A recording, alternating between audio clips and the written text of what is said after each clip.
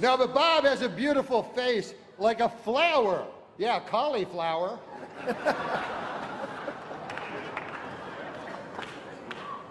No offense, but your face looks like a cauliflower.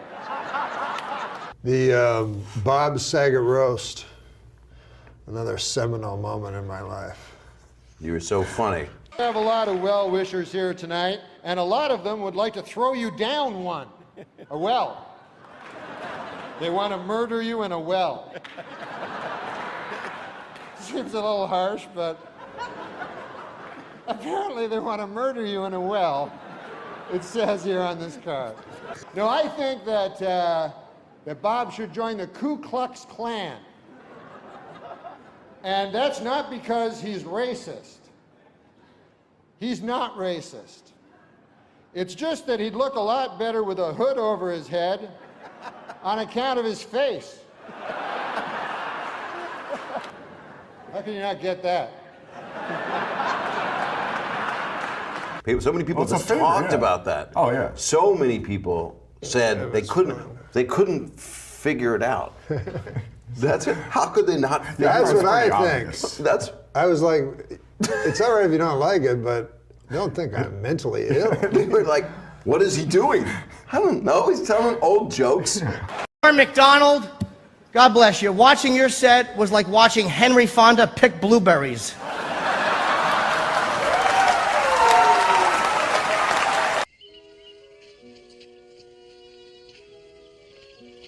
Why, I don't think there's a person in here that would not love to watch Henry Fonda pick blueberries. Well, it's time to do jokes. This is where we put in a big thing, jokes. Yeah. Two businessmen bought the Milwaukee Bucks for $550 million.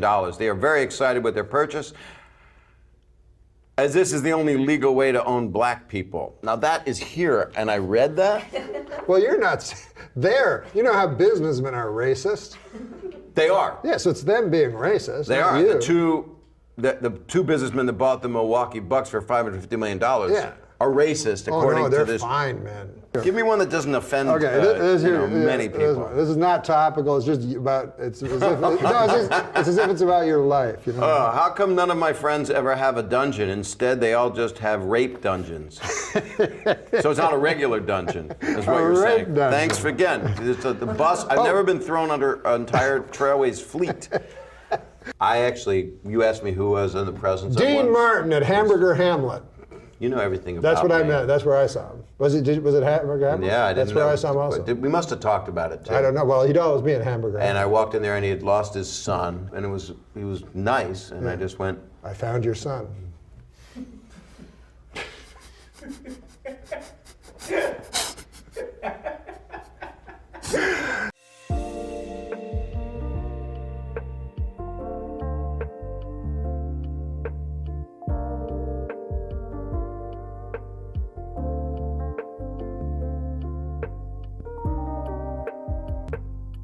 Bob was the first comedian that I ever saw perform when I was a boy, live, and I loved him.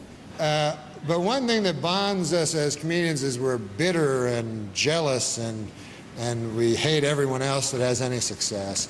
But Bob, honestly, has never had an unkind word for anybody, and I love him, and I hope everybody else does, so I just want to say that. Thank you.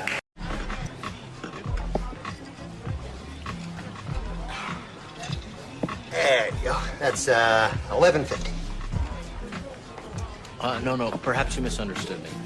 I wish to cancel my original order of the martini and 2 olives and go for just the plain cranberry juice by itself for the $3. And I apologize for any inconvenience this may have caused you. Perhaps you don't understand. If you don't pay me now, I'm gonna take this swizzle stick and I'll be shoving that right up your pee hole. Annual Blockbuster Entertainment Awards. Now, we're here tonight to honor your favorite stars in movies and music, because these awards are voted on by you, the people who don't see the movie in the movie theater.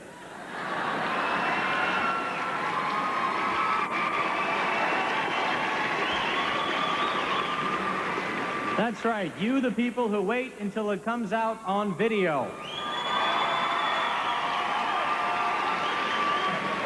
You cheap bastard. This year you cast more than 25 million votes in over 50 categories on the internet and in more than 4,000 Blockbuster stores worldwide. The only people not allowed to vote were those who actually went inside a movie theater. Joke's getting a little old at this point. We did all right. We're doing okay, though. After following Ricky Martin, that's tough, you know. Okay. Okay.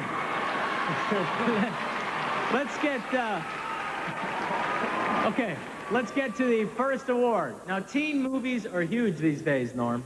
They're teens rule. Oh, my God, yes. A lot of work for teens today, which is great for Rob and I since we're both in our 30s. Mid-30s. Okay, we're here to present the award for favorite actor in a comedy. Yes. And just before we begin, let me remind you that there are no losers here tonight, except for the people who were nominated in the category and then don't win. Other than that, everyone's a winner. Everyone's. So the nominees are. During the day, I hit the streets with a sandwich board and try to get people out.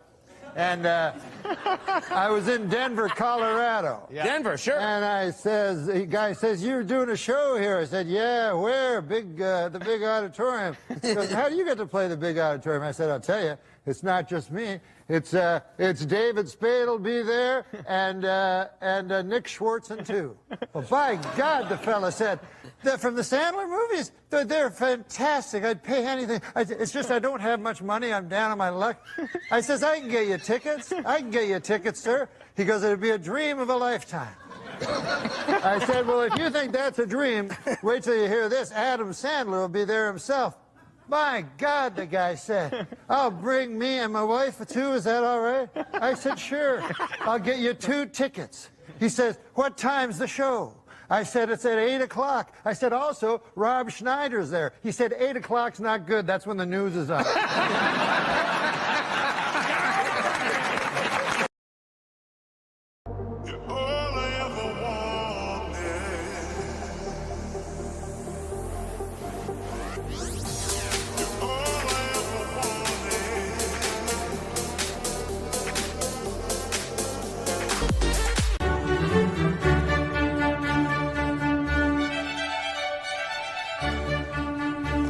Now, Ben, Howard, you guys have been in a monogamous homosexual relationship for 3 years.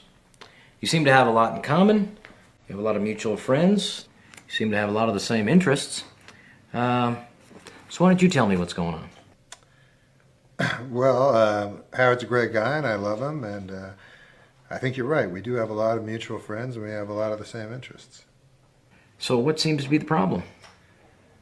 Well, the problem is that every time I go to sleep, he fucks me in the ass. And how does that make you feel? Makes me feel bad. Every time I go to sleep, he fucks me in the ass. Howard, are you hearing what Ben is saying? Yes, I am. And how do you feel about what Ben is saying? I feel bad. Ben, do you hear what Howard is saying?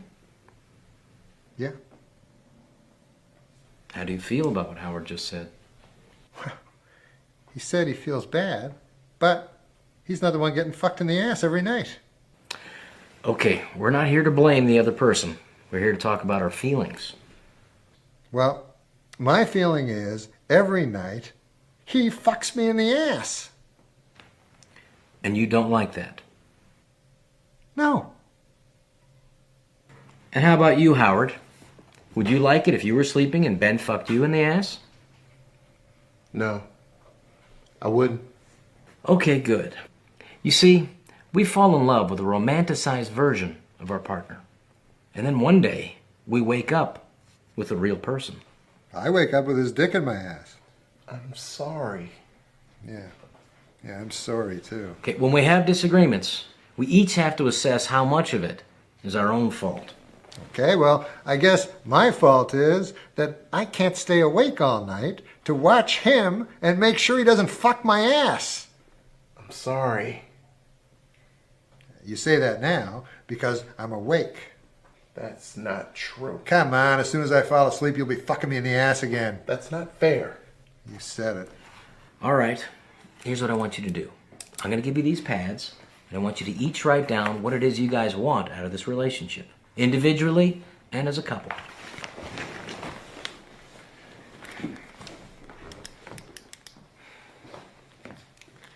I want him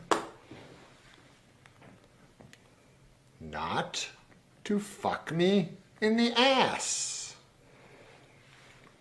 Silently. Please write silently.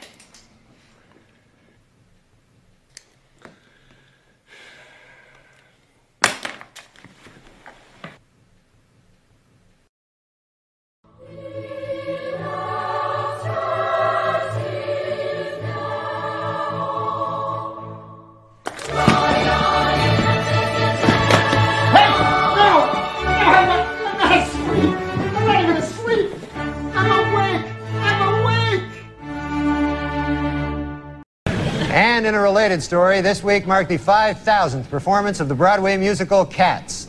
It also marked the 5,000th time a guy turned to his wife and said, "What the hell is this?"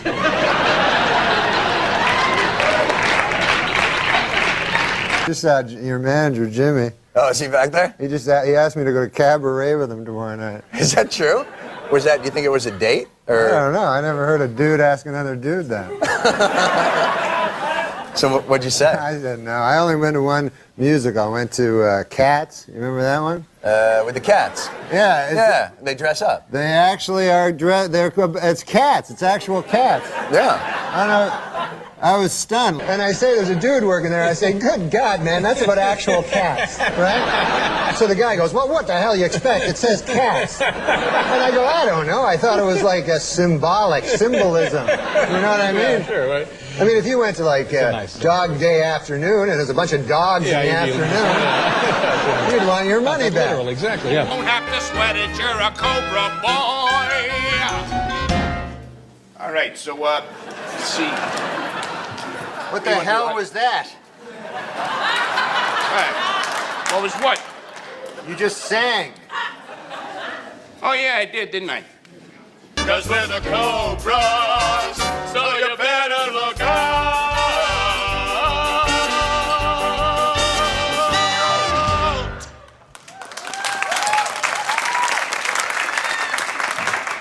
What? How you come up with a song so fast? No, just came to me. What about? Just came to you. It was perfect. It was like you rehearsed it or something. Here's the plan. Get over here, guys. The Panthers hang around 34th and Main. They're pretty juiced by midnight. And that's when we strike. Right. That's when we...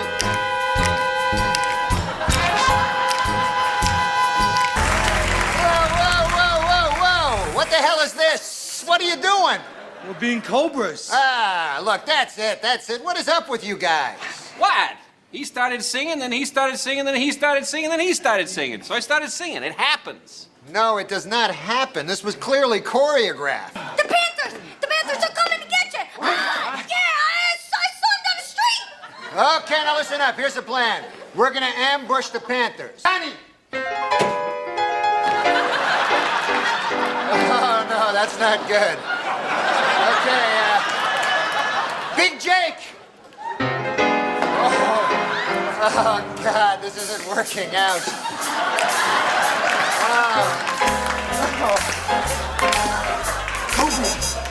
Cobras! Panthers! Cobras! Panthers! Cobras! Panthers! Cobras! Paradise, with your body I don't wanna share. We're making dynamite, explosive love intentions building in the air. I saw a wonderful play. A guy went on a trapeze over the audience. This was at the height of the AIDS epidemic. And he cut himself, and his blood, his AIDS, his AIDS-filled blood went all over the audience. And then we cheered because we were afraid to be politically incorrect, so instead we contract AIDS. But wait, you were at the show? Yeah. You're being sprayed with AIDS blood? Yeah. This Easter Sunday, here, you want to read this one time? Yeah. This seems like more of your kind of joke. You can do it in the camera if you want, whatever you want to do. This Easter Sunday, Snoop Dogg gets to say, Christ is risen. There you go. Adam Egan. Warning to the Easter Bunny, don't put all your eggs in one basket, fella. You handpicked these. We wear new clothes on Easter to represent Christ's triumphant appearance to the stunned apostles in his sharp two-button blazer by Hugo Boss. What the fuck? I don't know about that one. In the coffee shop line today, I hear the guy behind me say, I like to start by biting the ears off. And I had to pray, please, God, let him be talking about a chocolate Easter bunny. I'm just wondering you're always working. What are you working on right now? I am just finishing a project. This is one of the biggest projects I have ever done. It's amazing. It's a spectacular film. What kind? Is it a drama? A comedy, probably? No, it's an adventure. It's action, science fiction. Wow. It's amazing. This is a big budget movie? Huge budget. I can't even quote the price. What? Who's directing it? It's the guy with the glasses. He sits in the front of the Lakers games. Spike Jones. Spike Lee. Spike Lee, that's it. And there's some comedy, so it's co-directed by Woody Allen. They brought him in to co-direct the comedy scenes. Bruce Willis tries to save us. But if Isn't there a lot of African Americans as in a Spike Lee movie? There's plenty of them. Yeah. But what we try to do is these are not ones that don't speak English. Yeah. So they CGI them in. The black people. Yeah. Well, we got Steve McQueen in There's a director, Steve McQueen? Yes. There's 3 directors involved. You're in a Bruce Willis vehicle where you're playing the Bruce Willis role as Woody Allen? No, I don't try to do it. Woody Allen is directing the undead who are trying to crash into Earth. Yeah, and then I get in a fight with Sylvester Stallone, of all people. Anyway, the Stallone brothers challenge shut-ins? We're going to get DVDs. The Stallone brothers? Frank Stallone. Frank Stallone's in this movie. Well, why would that surprise you? I'm beginning to think that this is not even true. It sounds a little outlandish. April Fools. I missed the April Fools show you did. So we never.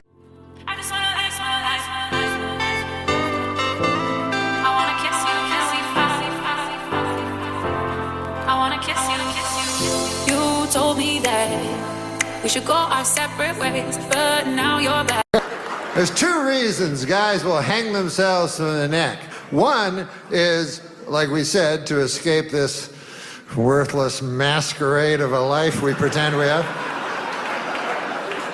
And the second reason we hang ourselves from the neck is to whack off. These guys, I don't understand. It's called autoerotic asphyxiation. It's a big fancy word, but it's a filthy thing. And this is my problem with it. The risk reward. It's not good.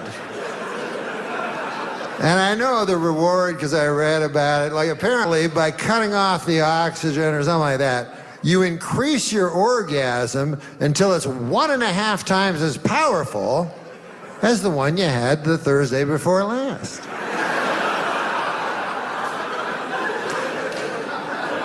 But is that really that important? I mean, we have a lot of things in this country. It's raining in the forest. There's all kinds of shit we have to think about. Let alone whacking off, that's our big problem.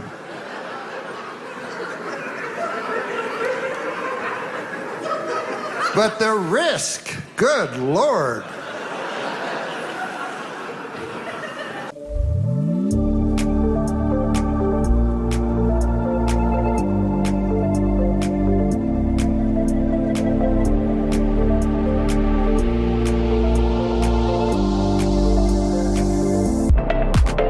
I never open up about my own sexuality, but I will right now. Uh-oh. I'm bad at whacking off.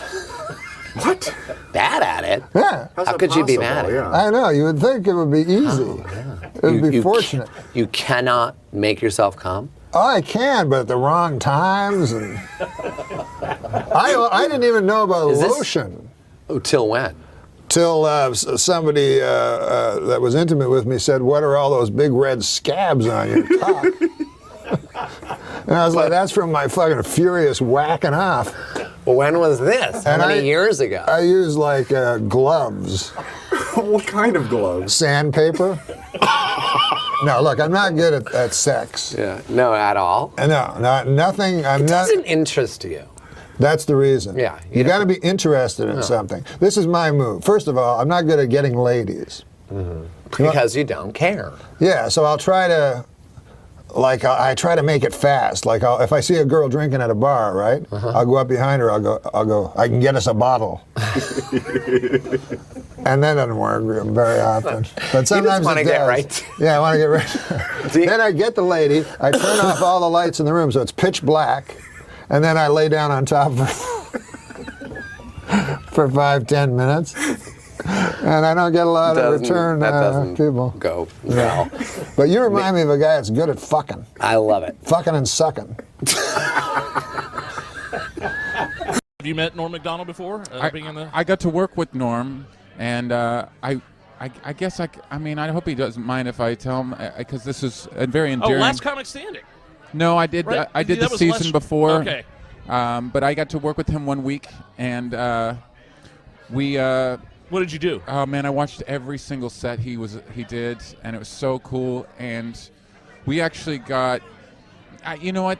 I already got into the story, so I got to tell. Yeah, let's hear it. Yeah, that's fine. He wanted to get high. Yeah. And so I was like, okay, I don't really get high before shows, but afterwards, cool. And Sure. he's like, no, now. Well, when Norm MacDonald says now, right? You say yes. Yeah. Correct. And he goes and hands me the joint, and I was like, okay. And then he hands it back for a second hit, and I was like, no thanks. And he goes, what's your problem? And I go, well, I'm just worried I'm going to repeat a joke, and I still have to go up and bring you up because the opener was on, right? And I was hosting. So I still have to go up there and bring you up, and I just don't. I already did some jokes earlier, and I just don't want to tell the same joke again. And he goes, "That's insane. You're an idiot. Smoke this." and so I smoked it, and then we go inside, and I'm so high. I go, "I'm just going to bring you up. I'm not going to do any time. I'm just going to bring you up." And he's like, "No, do a couple minutes." And I go, "No, please just let me just bring you up." And he goes, "No, do 5 minutes." This guy's doing really well. Give me, take a little, do a little time in between. You need a little buffer between comments. Yeah. Right. I said, okay. So I went up there and I was so high, I was like, I don't even remember what I said in the first half of my set. So I'm just going to tell jokes that I haven't told in years. And when I told a joke, so you told the audience, you let the audience in on the fact that you had been. No, the audience didn't know. They didn't know. So I would just tell. Okay. Oh, so you just said that to yourself. I'm just going to do jokes I haven't done in 5 years. Yes, okay. And I walked on stage and I would tell a joke. And then I would watch the audience, and if they laughed, I would relax and go, okay, that one down. And I did that the whole set. It was horrible. I was so stressed out. And then I just said, ladies and gentlemen, Norm MacDonald. And I look over to my right, and there he is walking the opposite way. and the feature turned him around and pointed him to the stage. Over here, Norm. That's how high we got by accident. By accident, like you tripped on a joint. Right. But I mean, I love the peer pressure from Norm, though. That's awesome. It's like a high school and middle school all over again. And he's my hero, so I just, for me, I was a little worried about him. But then he walked on stage and he opened it up with this great bit, and he was crushing. Right. He was destroying, and then he got the light, and then he started to wrap it up. And he started to tell the joke he opened with. And I started to freak out. Like I was like, oh no. Yeah. And the audience thought it was a joke. They thought he was being Norm. Sure. But when he delivered the punchline, and it was the same punchline, they realized he had just forgotten his joke, and they didn't laugh. They felt a little betrayed, and he walked off stage in complete confusion. And that bit usually kills. And then the feature goes, "You told the same joke twice, you idiot." And he goes, "No." And then he looks at me and he goes, "This is your fault." and I never got to work with them again. That was the last time I worked with Norm. But you know what? With Norm MacDonald, though, that's Norm. He's so irreverent that You'd almost expect it. He can do that. Yeah. And all this, that's a bit in itself. I mean, look at the cauliflower joke he did on the roast of Bob Saget. Yeah. That bit, he purposely went up there on that roast and bombed on purpose. Yeah. And it was genius. Yeah. And have you heard that bit? Watch Norm MacDonald roast. Who was he roasting? It was Bob Saget. Bob Saget. Your head looks like a cauliflower or something like that. I'm not going to do the bit, but yeah, go back.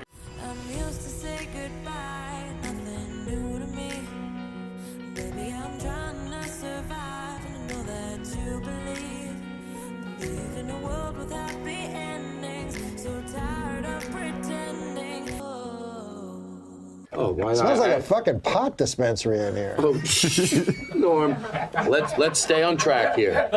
Let's stay on track. So it's been hard for me to get on. I feel like I'm It's getting You Norm know what with I'm high. saying? I'm making sense. It's not you, is it? No. No, I'm not going to. Let's move the show in a good order here. But you don't seem, you seem different. Okay, I'm gonna go out. I'm gonna go out of order. It's okay. It doesn't matter. No. It doesn't I'm matter. gonna remember this. It's legal. It's legal. Okay, it has to do with what you just did. Medicinal marijuana is legal. The most painful thing in the world for me is, and I realize, and it's so true. One of the most, not physical pain, but just mental pain, is waiting to talk. And that's what I was doing out there. You know, you're outside there, they're talking, but you're waiting to talk. That's not all you were doing outside. It's legal. It's legal. It's legal. I almost don't want to admit this because it makes him look so bad. He made me smoke pot, America. This is the truth. I don't believe in God, but my truth. My truth. Outside, he goes, come on, you'll smoke. I'm like, if you want me to smoke, I'll smoke. I didn't plan on it because I get chat. People that smoke pot more than you think, you're always fighting with them when you go, I only smoke pot 4 times a week. You're just saying it casually. They're like, you smoke more than that. Like, relax. What are you afraid? I'm not admitting I'm like you. 4 times a week seems like a lot. Does it really? A little. Look into my eyes. I'm serious. I'm very serious. No, I don't know who Bill Boggs is. The name sounds familiar. Oh, shut up. What are the odds smoke came billowing out of my mouth after half an hour? Really? You think your audience is that dumb? They're going to sit home and go, oh, my God, Todd Glass, a half an hour into his interview, smoke came billowing out of his mouth. Do you think we stopped saying N-rig, which means, or N-rich, or nigger-rich, or nigger-rig, which were terms that some people are going, were they terms?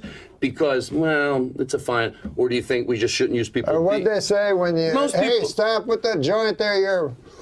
getting spit on it. So, no, hold on a second. So most people would say that we stopped those things because it was egregious. Yes. I know what I'm saying. Yeah, no, I know. And so you have to say... I was trying to give you another example. My friend, he would get stoned and he'd go, I thought of all these ideas and everything, but I never write them down. So he goes, I'm going to write them down. I'm going to have a little notebook and write down whatever I think is funny, And so he said he woke up one day after getting really stoned and on his pad he had written, that's really funny. I told you before the show I was going to, because you know so much about George Burns, I was going to tell you this joke that I heard George Burns tell, and I simply don't understand it. This was the joke by George Burns that he said was his favorite joke of all time. Okay, so here it is. Maybe you've heard it. There's a vaudeville act, and they're 2 guys, and they're in a bar, and they see their comedic hero sitting at the bar, So they walk up to him and they go, my God, it's so great to see you. This is such a pleasure. He says, fellas, it's not a good time. I just lost my wife this morning. And the vaudeville guy goes, oh, we know how you feel. We lost our trunk on the way here. There was a great actor, and his name was Wilton LaCoy, and he was a Broadway actor. And every summer, he would play about 8 weeks of vaudeville. And he was a tremendous actor, like John Barrymore. And he played Cincinnati.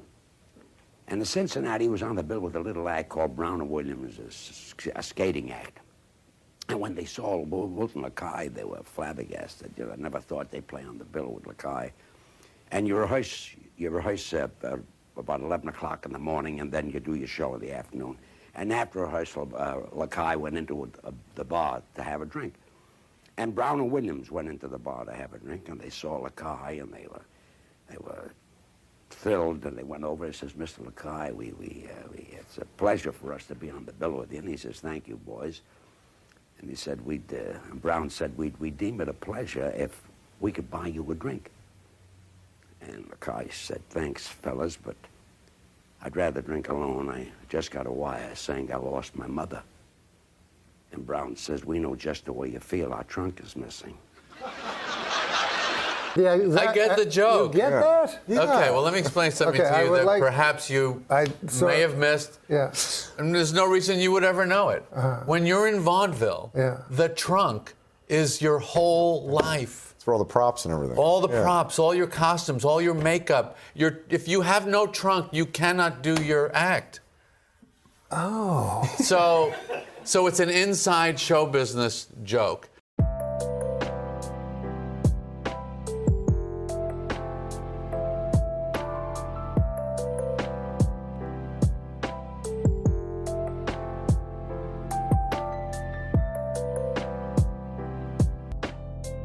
This is the greatest Jew joke I've ever heard, and I love. You're not going to get it. Okay. Okay? Yeah. But that's the joke, is that you won't get it. He's Jewish. Are you Jewish? Yeah. Okay, then you'll get it. Oh, okay. Okay. Half Jewish. No, I'm full. Full Jewish. Full Jewish, all right. Then, but you're young, so you might not get it. Maybe. Okay, so here's the joke. Holocaust denier. Awesome. I'm not going to hold that against you. I'm surprised this guy's still on the air. He's a Holocaust denier. Oh, well, I'll have another one for you tonight. As soon as we leave here. Here's the joke. Now, the setup of the joke is it's a Jew joke. Okay. Two Gentile businessmen meet on the street. One of them says, how's business? The other one says, great. See, he gets it. He really got it. He really liked it. Yeah. There's so many jokes about Jews, Jews, and Jews. I was delighted to come across a series of Gentile jokes. I don't know if they've made their way around here. Gentile jokes?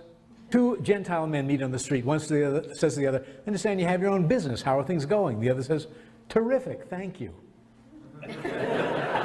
So the joke is about who doesn't get it. Go back to the trunk joke. That's part of what makes the joke funny. He's Jewish, he gets it. You're not, you don't. But I don't believe he got it. Oh, yeah, he got it. He got it. Can we find out? Yeah. Yeah. Tell Norm why that's funny. Because it's two Jews and how's business? Great. Well, that's what he said. No, it's two Gentile businessmen. Oh, yeah, I don't That's what's funny about it. I knew he didn't get it. I can spot fake laughs. It's two Jews, that is never going to be the answer. Because they're going to be. No matter how business is, they're all going to complain. It's going to be fucking 20-minute reasons. Okay, you just fucking saying it 2 seconds after he says it. Yeah. Isn't that interesting? Yeah. And here do you like the joke? Yes, though? I do like it. It's a funny joke. How much do you make doing this? You know, zero. Don't make it funny. Come on, you got to get something. Don't make it funny. I think these fellows do over here. No comedian shows up anywhere for nothing. Gentile.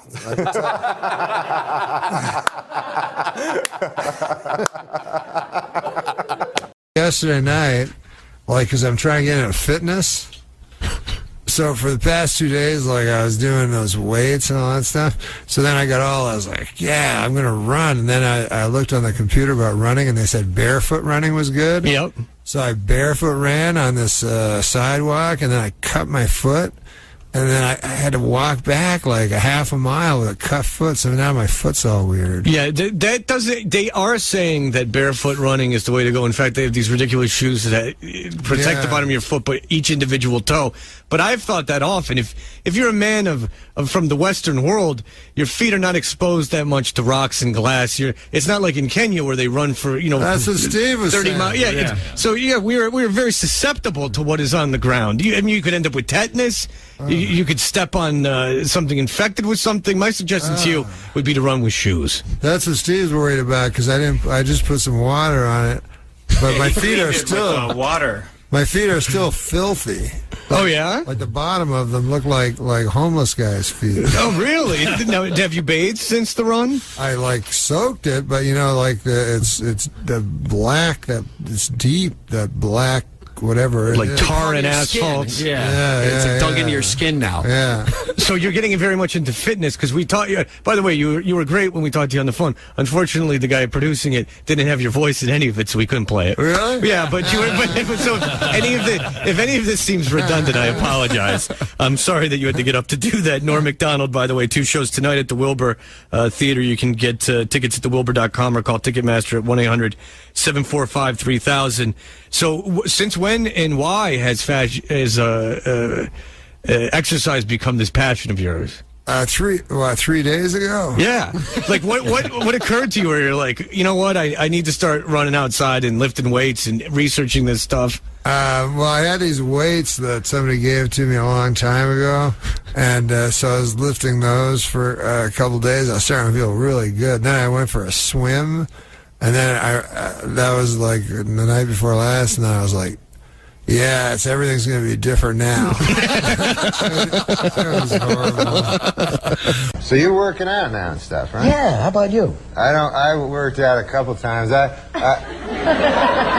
liked it when I was young. I didn't have, you didn't have to work out. You were just in good shape. All the time. Yeah. And I was in my best shape back then. I think I was seriously, when I was like, when I was 1. That's when I Reached your peak when you were 1. my God, I look great. I mean, you wouldn't know me now. You see me back then. I was young and fresh. I can imagine. Even for my age, people would come up to me and go, what, are you 0? I don't work out. I'm a weak man. You know that, Dennis. Well, listen, you and I were on the Mount Olympus of weakness. And not just physically. Oh, no, in every way. In every single way. So, I told the guy that, and he said he couldn't do anything except for the physical part. But I don't know if he was the best trainer anyway. He was smoking a butt the whole time. No, that's not good. That's just a joke. He was a big guy. And but I told him, I said, look, I don't want be big like you. I don't want veins. I have no use for that in my arms, or abs. I don't want abs. I don't even know quite what they are. All I know is they were invented around the 80s. And I don't even know what you do when you get them. You know what I mean? Because you got to wear a shirt. You just go to work and go, hey, you want to see these things on my belly? Everybody's like, no. But so I told the guy, I said, I'm here for one reason only. I want to have one hot ass. Now, folks, I don't like to brag, but like Schwarzenegger, I did a little bodybuilding back in the day, too. But I'm guessing you guys wouldn't want to see that, though, would you? Okay, all right, sure.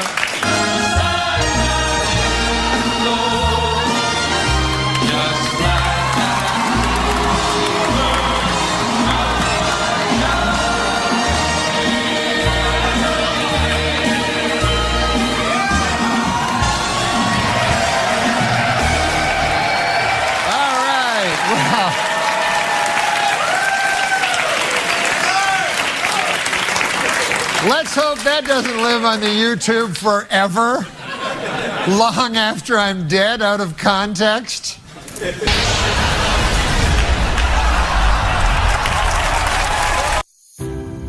Some days we get closer. Things that we never really needed. Promises that we never thought of keeping safe. I guess it's never over if we never got a chance. I never worked out or anything like that because, I always felt like, you can't, like if you're a dude, you can't really, the ladies don't seem to care, at least that's what they say. And then also, I don't think you can get like a perfect body. I think if you're a lady, you can get a perfect body. But if you're a dude, I don't think you can get like a perfect body on account of you got like every dude seems to have one of those like a sack, a sack, right? And so, no matter how perfect your body is, if you got a sack, it doesn't look very good. You don't have a good-looking body, basically. No matter what. You show me any nude dude, go, hey, look at that guy's body. I go, good God, what's that fucking thing? That guy's got a sack on him. You know? It's not a good looking body.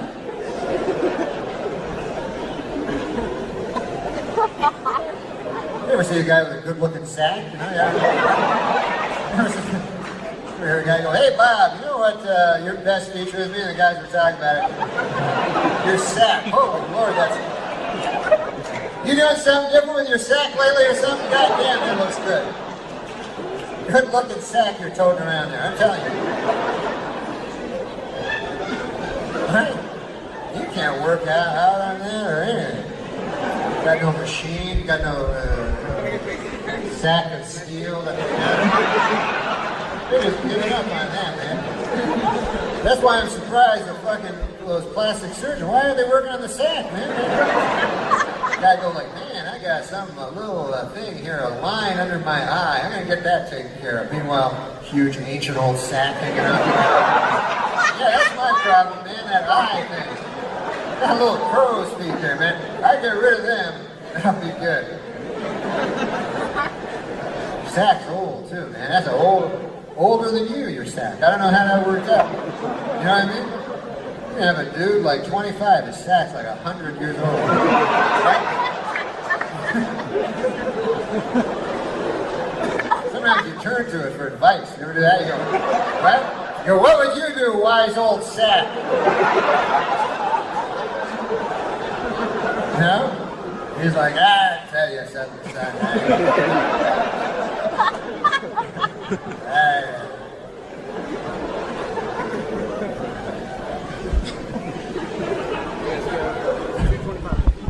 You see old guys sack like that. Old guys sacks are really old because they're like 80. Their sack's like 400 or 500 years old. It's like a fucking old, like a tree or something. It's not like a tree, but trees are old. I read that in a book. But you know, it is rather daunting to me. I'm just a guy, you know? What the hell am I?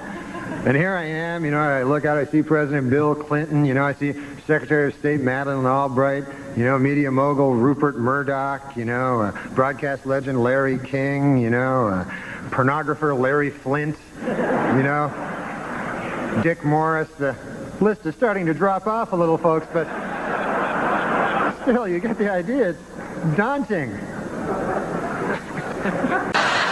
And did you meet anybody, any heroes of yours? You meet any big celebrities? Yeah, I met Larry Flint. He's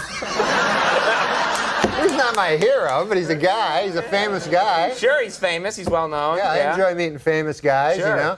And he came out, he's in a wheelchair, and he talks like this. He goes, and, but he was, it's not his fault. It's not his fault. No, no. He was shot. So, anyways, excuse me, I'm sorry, folks. Larry Flint and Dick Morris are giving some sort of hand signals to each other over there. I don't know what the hell that's all about, but it's kind of hard to concentrate. Larry Flint is here tonight. But also present this evening, Madeleine Albright, the Secretary of...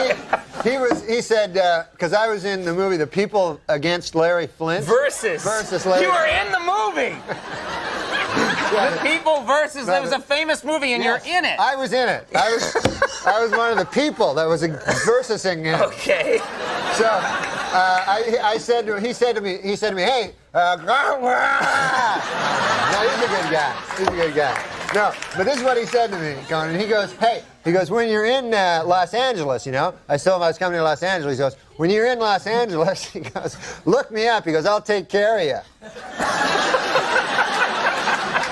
When other people say that, you think, like, that means nothing, but coming from him. Like, if my Uncle Phil told me that from Minneapolis, I'd think, if he went, hey, I'll take care of you when you come to Minneapolis, that means, like, I'll make you a nice chicken pot pie, you know? But Larry Flint, that means, you know, I'll get you a couple of hot, dirty broads, you know? And then while you're having sex with them, I'll come into my wheelchair. You know? Who knows what it means? Okay. Well. I met Larry Flint because we have a thing here in the United States where you go and talk in front of the president? So you do a stand-up comedy, which is what I do. To the president? To the president and a bunch of press people. When? It's like a roast. Yeah. You never heard of that? Never heard television? Go and do comedy at the president. Yeah. He sits down, you go and do some comedy. Well, not right to him, not just one-on-one. There's a bunch of press people. The White House correspondents. Anyway, it's called the White House correspondents. When I accepted the honor of performing here tonight, one thought crossed my mind, and that was, please God, don't let me bomb in front of the president.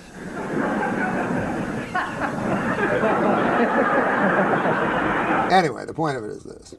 Larry Flynt was there, right? So afterwards, I went up to Larry Flynt, and I'm very uncomfortable around anyone's wheelchair or any sick person. You're worried about it. You don't know what to say. You don't know if to address it or not. Yeah, and I'm worried about my own mortality. You think it's almost infectious? Yes, I really do believe that they don't tell you how many contagious things there are.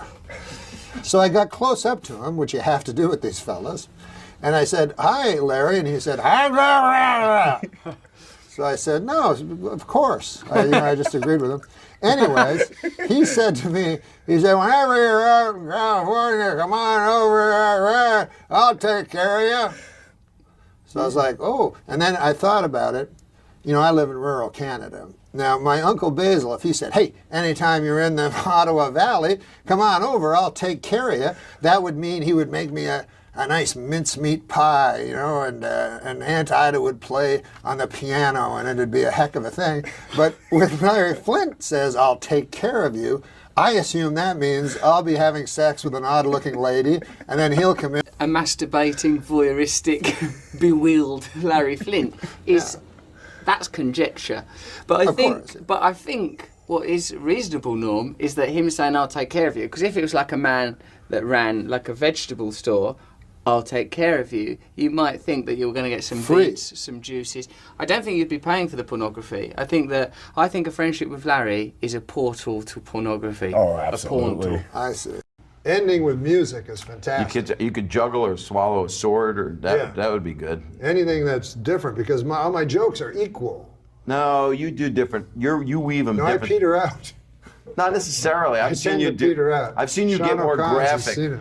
How do you like it? Yeah, it's good, doesn't it? What? You look very lean. I'm lean, yeah. I'm on the zone. So is Gilman. No, I'm just kidding. No, I just eat regular food. How do you like it out there? I actually, one time, I swear to God, I eat bad, right? And one time I lived beside a McDonald's when I was a young kid, you know what I mean? Like 18, 19 years old there. And me and my buddies, all we used to do is smoke a dope. And it was back in the old days, you know what I mean? Now I don't do any of that stuff because, it's the thing to say. But, no, I don't do anything. I'm scared now of everything. But back then, I always did that. And then I lived right beside a McDonald's, so every day I would eat just Big Macs every day. Because you get the munchies, don't you? Yeah. So we'd have a big bunch.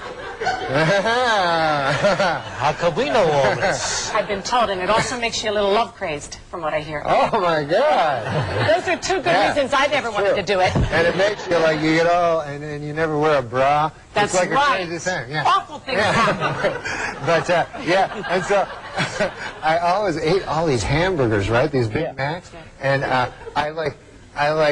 passed out one time, and I went to the doctor, and he said, "You're malnourished. You have to eat something other than Big Macs." That's not a good story. No, I like that story. Is that the end of it? Yeah. You're right. It's not a good story. It wasn't bad. It wasn't a bad story. The hug was great. Story wasn't that good. The scariest movies always to me were the Cronenberg movies, because there's always the inside. I was thinking about The Fly recently. Or that moment where it's like when he's climbing up the wall and he's like, "Pretty weird, huh?" Yeah. You're like, "Oh God!" And then when he breaks apart and there's a giant fly inside him. Can we turn this around somehow to end this thing? It's like my act when I do my act. Yeah. I never think of a fucking ending. Just trickle off. Just fucking. Me too. Just unravel. I guess this is. We terrible. good? You done? It's terrible. You guys feel okay with what happened here? Every week I go, why didn't I think of something? Do you do that thing where you look? It's like, okay, I've done an hour and 15.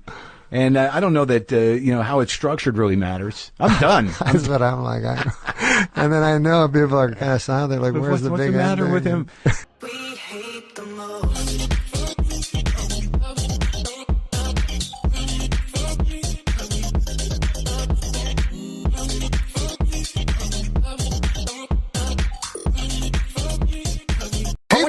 magazine. Johnny Depp, sexiest man alive, huh? Hey, listen, I don't care what you think of this guy. He's a hunk. You know that. I know that. Yeah, sure. We can say that. Let's not kid ourselves. Now, apparently he's taking advantage of this sect. Do I need this anymore? No, you've established it's real. People know about it. Yeah. So he's a... Look at that guy, man. Good Lord, I'd like to... Whatever. But I'll tell you this about the new movie he's doing, Pirates of the Caribbean 3. He'll be doing full frontal nudity. Is that true? Yeah, it's rated R.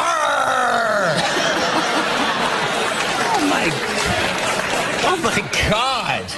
What the hell was that? Is it really my fault? 'Cause you try to hit me with your pity till I can't trust, but I still push on. Got me changing my ways, trying to fix it. We all love Norm, and at this OJ situation on Update, that people have asked me, was Norm leaving? Was it a direct result? Because I think you were writing for Update with him, right? He was kind of the producer and co-writer with Norm. Yeah, you guys were like locked in a room doing it. That was all you guys. Yeah, Norm on Update was one of my successful projects at the show. Was one that it was entirely he was my candidate in a very crowded field, because the network had determined that they were not going to give Kevin another chance. I personally thought Kevin Nealon had been doing Update from the time Dennis left.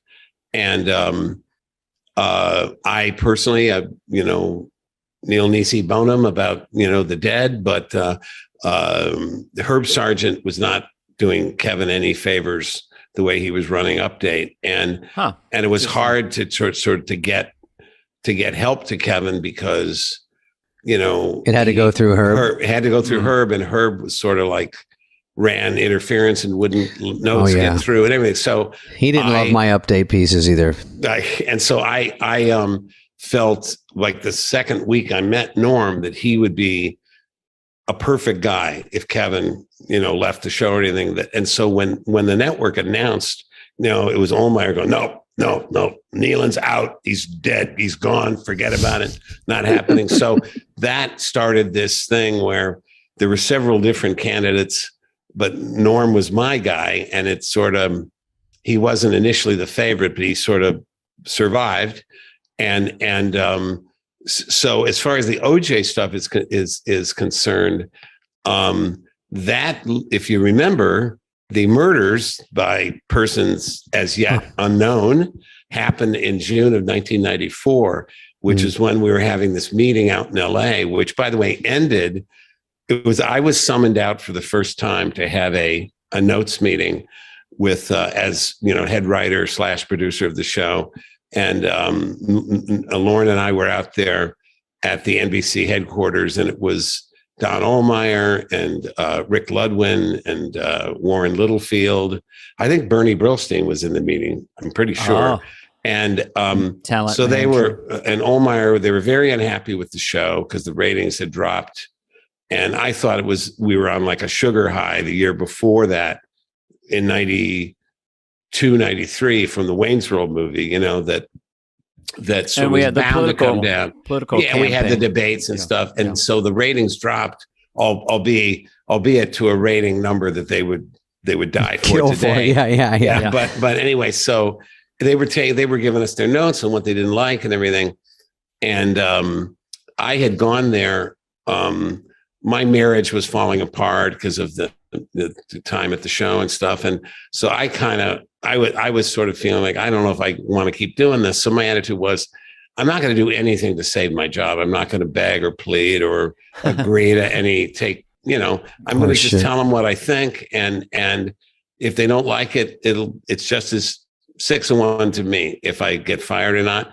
And in the end, that sort of backfired, because I heard later, like, Ohlmeyer was impressed by your moxie. He did, which is not the intention. But anyway, so they were talking about Update, and they just said, and Kevin had to go. I would never have put I loved Kevin Neal, still love him. He's he was unreal. one of our, he was a great favorite with the writers. Yeah.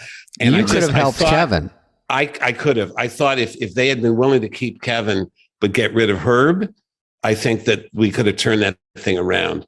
But anyway, that was not the option available. So anyway, but the meeting ended only because visiting hours were starting at LA County, and Ohlmeyer had to go visit OJ. Wow. That's why that meeting ended finally, mercifully. And so then when the fall came, there's a whole other story with how Norm came to be the guy, but Norm is doing Update. And I told him at the beginning, I said, look, I don't mean anything, nothing about her, but attempts have been made in the past to help people doing Update, and that Herb blocked all efforts because he got, was threatened and territorial and everything. And so I told Norm, like, look, we're not going to fuck around. We're not going to let Herb do to you what he did to Kevin. And so you can have your Herb meeting, but you got to have a later one with me, because I'm not fucking around this time. It's too important. And Norm said, yeah, that sounds great. So what happened is, we first of all opened the piece up for the first time to lots and lots of writers. So you suddenly got a lot more writers contributing, and then we would just overrule decisions that Herb made I never even had a conversation with Herb about it. So to answer your original question, the way Norm came to be fired was we just did the OJ jokes because they were funny. It wasn't, none of us had a hard on for OJ or anything, but it was. He was in the news every fucking day too. Like you can't avoid it. Yeah. And so luckily the timing couldn't have been better. The trial opened just before we went on the air. And then the very next year, the fall of 95, the openings, the week of the first show, the verdict came back. And so, but anyway, he just, every week I would hear occasionally from Lauren, and I knew it was Ohlmeyer calling him to complain, but it was Lauren would go like, how is it that you and Norm seem to be the only people absolutely convinced of OJ's guilt? And I would go like, Lauren, come on. I think it's hurting us with black audience. And I said, first of all, we have no black audience. The glove is very small. We have no black. Second, I think it could only help us because black people know that OJ did it. Come on. And so anyway, finally, we did the first season of Update, which was 94, 95. That was the trial. The second season, 95, 96 of Norm's Update, that was the aftermath of the trial and the civil trial, right? And then we threw in the 96, 97, the third season, just for shits and grins. We continued to do it. So I'm sure we did an OJ joke, at least one OJ joke every show, yeah. From 94, 95, and 96. And then finally, the fall of 97, that was Norm's fourth season and the season we were fired. Fall 97. Package deal. There was nothing to do. There was nothing to do about OJ. It would have felt like you feel it's overkill. Well, no, that part that's we Lauren. liked. We liked the overkill. We always said, of course. In fact, I heard this quote much later, but I wish I'd known it. Joseph Stalin. Comedy people don't normally quote, but Joseph Stalin said, "Quantity has a quality all its own." That was like the David Hasselhoff jokes too. Yeah. Yeah, that's right. Well, we love, and let me just finish. So we opened that season, the fall 97, right? Spring 98. We didn't do any OJ jokes. We didn't do any OJ jokes for the first 8 shows. Wow. And then the Christmas, it was a long stretch of it was like the bombardment has stopped. And then suddenly I think they stopped. They have stopped. It's peace in the valley. And then on the 8th show, we did 2 OJ jokes because there was the one thing about Latrell Sprewell, remember he was playing for the Knicks and he went nuts in a practice. He choked the coach. PJ Carlissimo. Oh, choked. Yeah. So we did a joke about Johnny, and he hired Johnny Cochran as his attorney.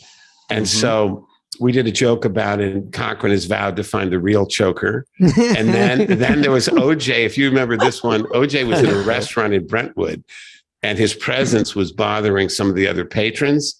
So the manager of the restaurant said, Mr. Simpson, some of our customers have they're concerned, and we were wondering if you wouldn't mind leaving. And so OJ sued the restaurant, but got something like $300, like a free dinner or something.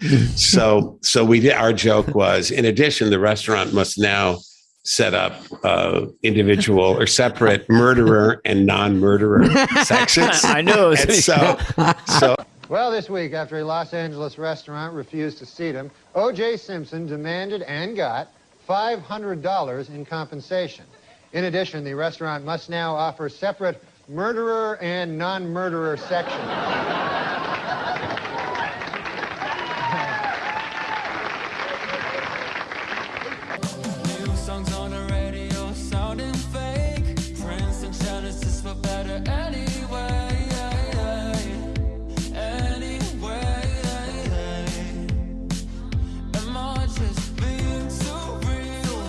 OJ. So anyway, so we did that. That was the Saturday show.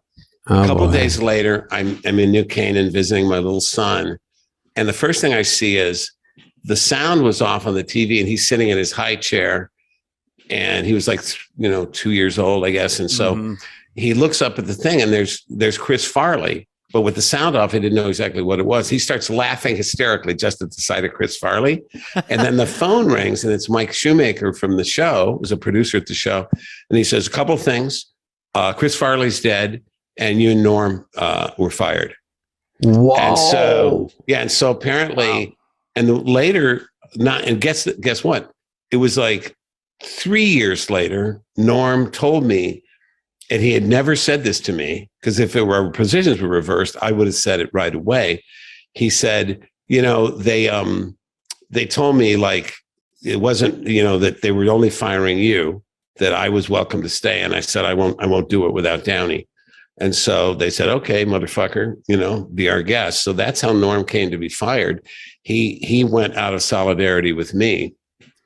So well, I think it's probably smart because you made it. You guys together were really good. It probably would have. He would have been. He's fine great, but you're great, right? You got to look into the future. It's like the word. It's like the word retard. Well, hey, don't get me started. That's the word right now because I think people have stopped saying gay meaning lame. Yeah. The more evolved. And they're however, the word retard is still, I think. Before you argue with it, they should stop saying retarded. I like to ask two questions. I go, number one, because you have to find out about their past. And if they answer these questions differently, I give them the different speech. I go, do you think Jew me down? Do you think we stopped it because we shouldn't have had to, but people are so PC? And if they went, no, that's horrible. What they say when you, stop with that joint there, you're getting spit on it. So, no, hold on a second. So most people would say that we stopped those things because it was egregious. Yes. I know what I'm saying. Yeah, no, I know. And so you have to say, so if the answer is no to those things, like we stopped them because they were bad, then why do you fucking think that retarded is going to stand the test of time? I don't get why. Just look into the past. You're all dressed up. Yeah, they told me to dress up for Comedy Week. Explain to the folks what Comedy Week is. You fucking retard. No, can you explain? Not really. 2 23-year-old women in China this week have set a record, living 12 days in a room with 888 deadly snakes. They now hold a coveted place, in the Guinness Book of World Retard. 20th Century Fox has announced that Macaulay Culkin will not be hired to star in Home Alone 3. Studio spokesman said that it was nothing personal, but with Culkin now 16 years of age, the only way to keep him in the film would be to make the character retarded.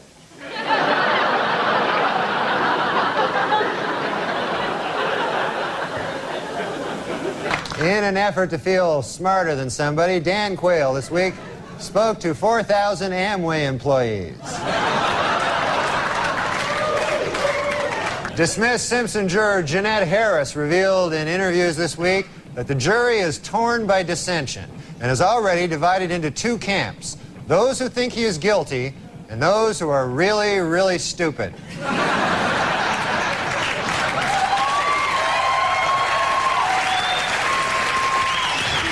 In a recent interview, Christy Brinkley suggested that football players should have special gloves connected to lights on their helmets.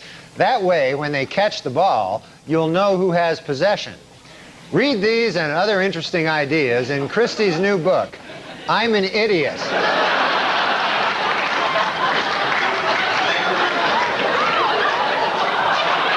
New York Governor George Pataki this week announced a plan to cut state scholarship aid to college students who do not maintain at least a C average. Sadly, the students hurt most by these cuts will be the idiots.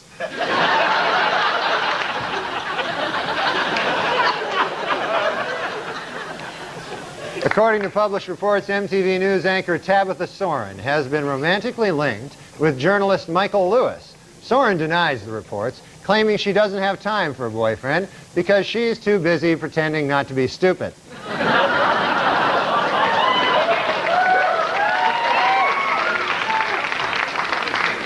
And finally, the Oscar nominations were announced this week, and Tom Hanks and Jodie Foster are in a heated competition in the Academy's controversial new category, Best Retard.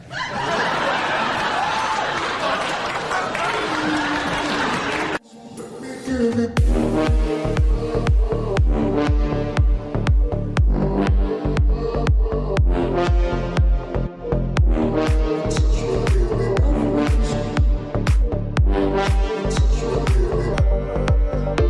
I lived in LA, I lived on the actual street called Melrose Place. There's an actual street. There's a Melrose. Is there really a Melrose There's really Place? a Melrose Place. Okay. You know this, right? Yes, it's true. So they opened a restaurant called Melrose Place on it, and then it's right beside my house. And every time I go out, there's all these retards, like tourists, and then these tourist retards, like they're always fat and they're taking pictures, standing in front of this restaurant.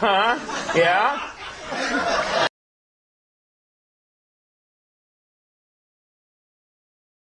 And I'd like to start by telling you the very last words that Norm MacDonald spoke on this earth.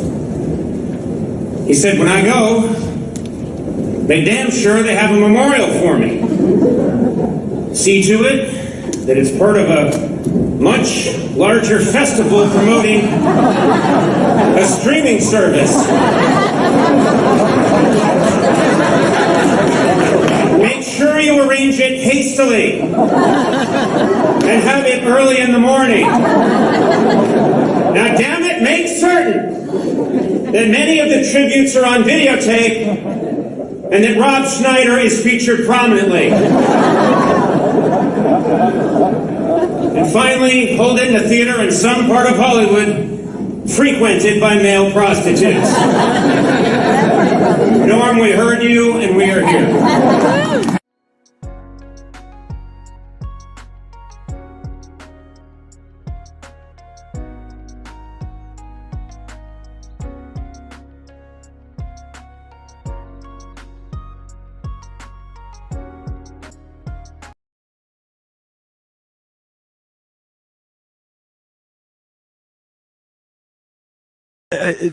I noticed because I'm very bad with me being alone with my own thoughts at night. A lot of times if I'm just in a quiet room without the TV on, like I'll just think too much to go to sleep. Yes. And it could be anything. It could be like, oh, there's a kind of a program I want to maybe work on tomorrow on the computer. Or it could be, hey, I wonder when I'll die. You know, and that, so I like having the TV on just for that. Are you good with your own thoughts, just laying there in the quiet? I'm no good. No? I try to, because, you know, you try something to get off the whatever the fuck you'd use to quiet your mind, you know?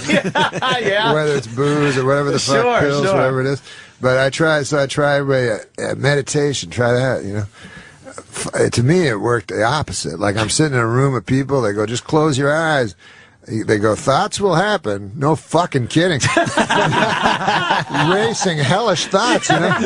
And then the guy's like, just let them go. I'm like, ah. And then you open your eyes, you look at some other fuckers right beside you. Yeah. And I tried it 3 times. I could never get to any place of quiet. No, I need a lot of distractions, and I could still operate and work. Like I could make myself, go to sleep, or if I'm working on a computer or something, I'm good with the TV on or something like that. Yeah. But I need this constant little distraction, because if you're just left alone to your own devices, your thoughts will turn horrid. I stumped a fucking psychiatrist once. I said to the guy, because I was fucking gambling all the time, shit, right? I had a gambling addiction. I'm over it now, but shit. But he said... I bet you're not. That's a good one. He almost lost everything. Living that chip. Yes, Chipperson is very funny. But he said, the psychiatrist, he said, you're using gambling, you're fixating on gambling in order to escape your real thoughts, you know? Mm-hmm. And I said to him, isn't that why you do everything in life? And literally, I stumped him. He had no answer. He was like, huh? And then he recovered and tried to make it. But isn't that why you do everything? Yes. So you're not sitting at home just thinking about what was what's your, really going to happen to us? where it all ends?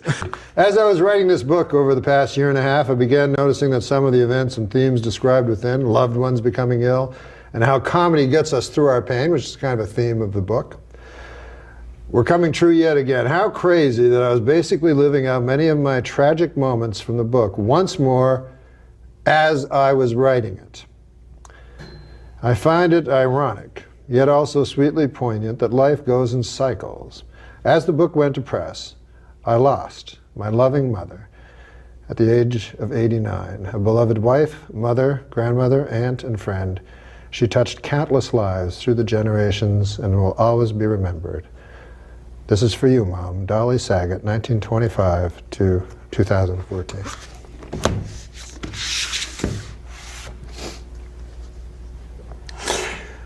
That's made up. She didn't die. You can't just cry. I don't want to.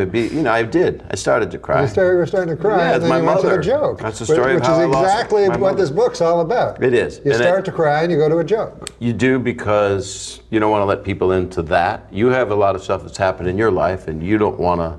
You and I have talked privately, and I've had some things, but don't, see what you do. Don't bring up any. But see, Bob was the first comedian that I ever saw perform when I was a boy, live, and I loved him. But one thing that bonds us as comedians is we're bitter and jealous, and we hate everyone else that has any success. But Bob, honestly, has never had an unkind word for anybody, and I love him, and I hope everybody else does, so I just want to say that. Thank you. So anyways, I'd just like to say, I know that Mr. Letterman is not for the mawkish, and he has no truck for the sentimental, but if something is true, it is not sentimental, and I say in truth, I love you.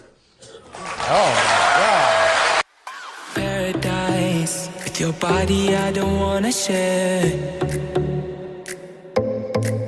We're making dynamite, explosive love intentions building in the air. How'd you get peace of mind out of the other shit? Well, when I was this is a weird thing that happened to me when I was young. Yeah. I don't know if this means anything. Let's try it. I remember it, but it was a moment I had that was it wasn't religious or epinaphic or anything, but it transformed me to some degree. Is that I was fucking so afraid of everything, and if I went to a store, I'd have to walk around forever before I could even face a person in the store to buy a pack of gum. I don't know why the fuck I was like this. Yeah. But anyways, when I was 9.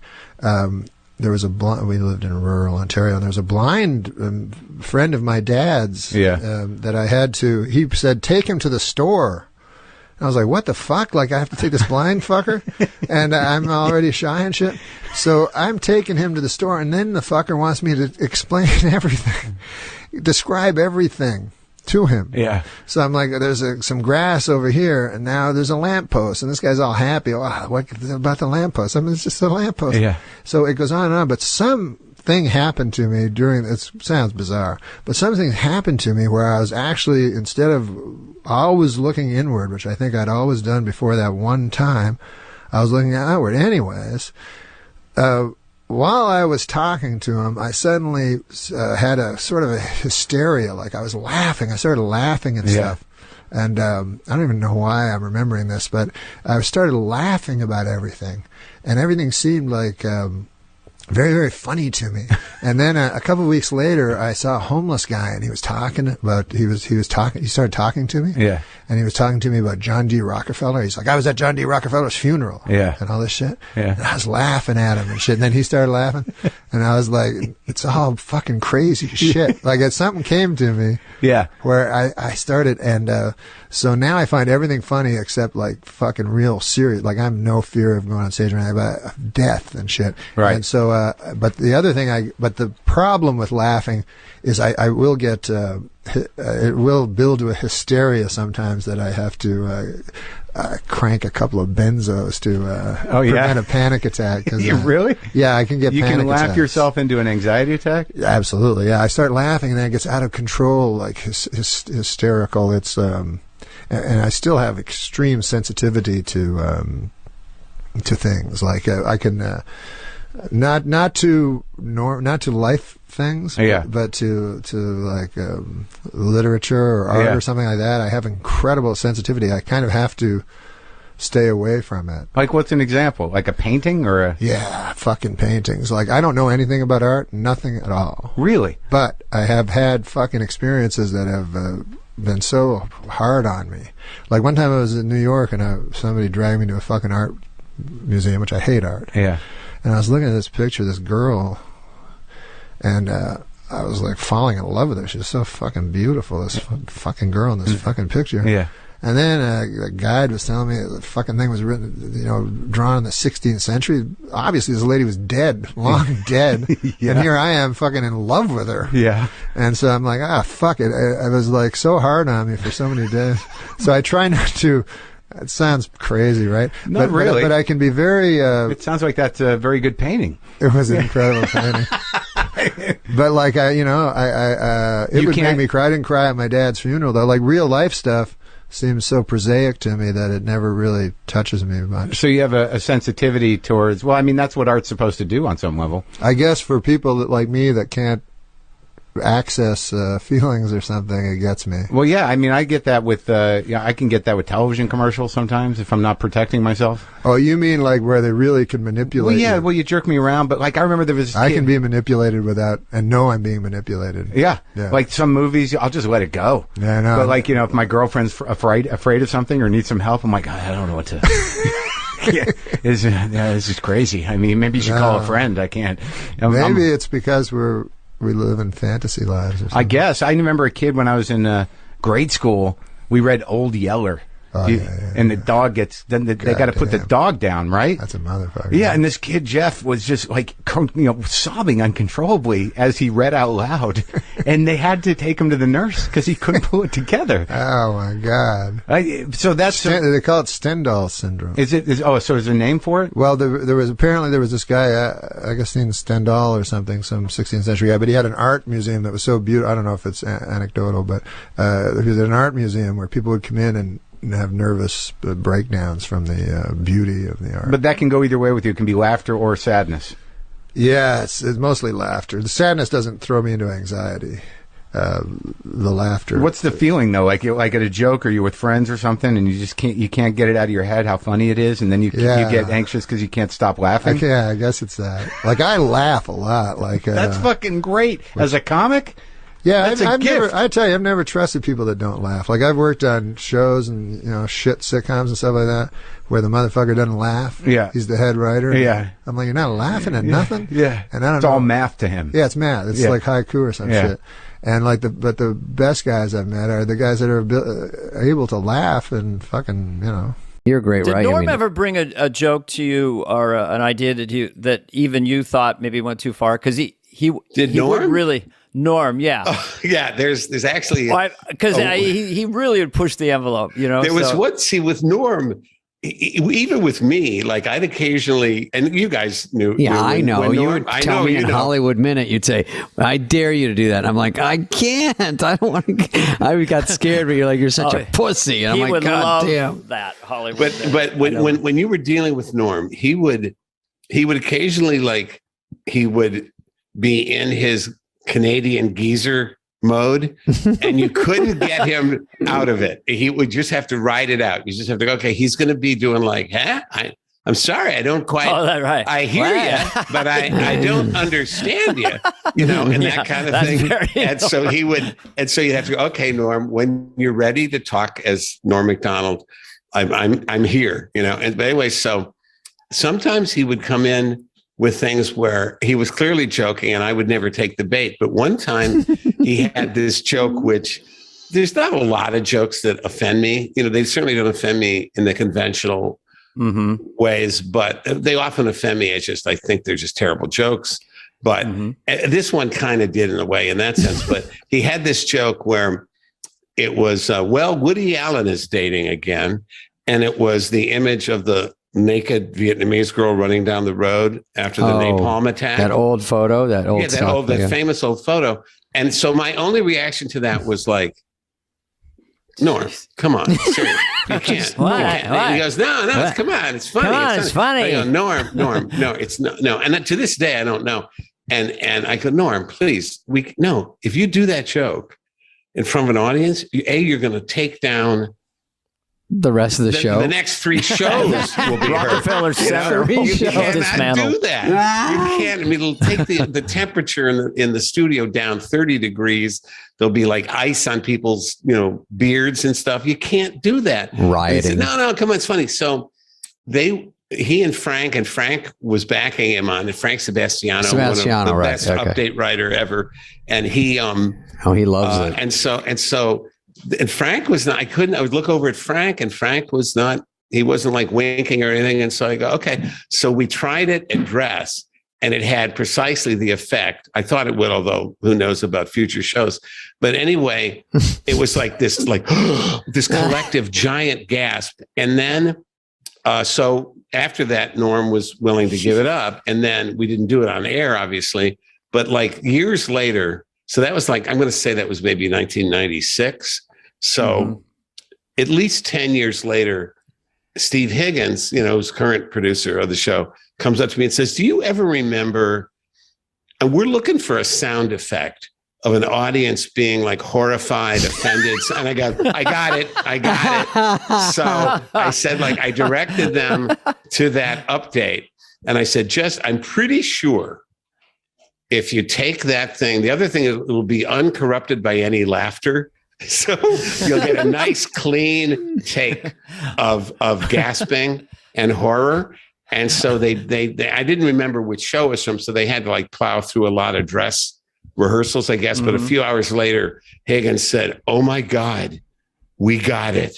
And it is everything you said. So they use it. And to this day, I'm pretty sure they have it on a cart. So whenever they need the sound effect of something, not just not getting a response, but getting kind of active hate, Yeah. It was that moment. Yeah.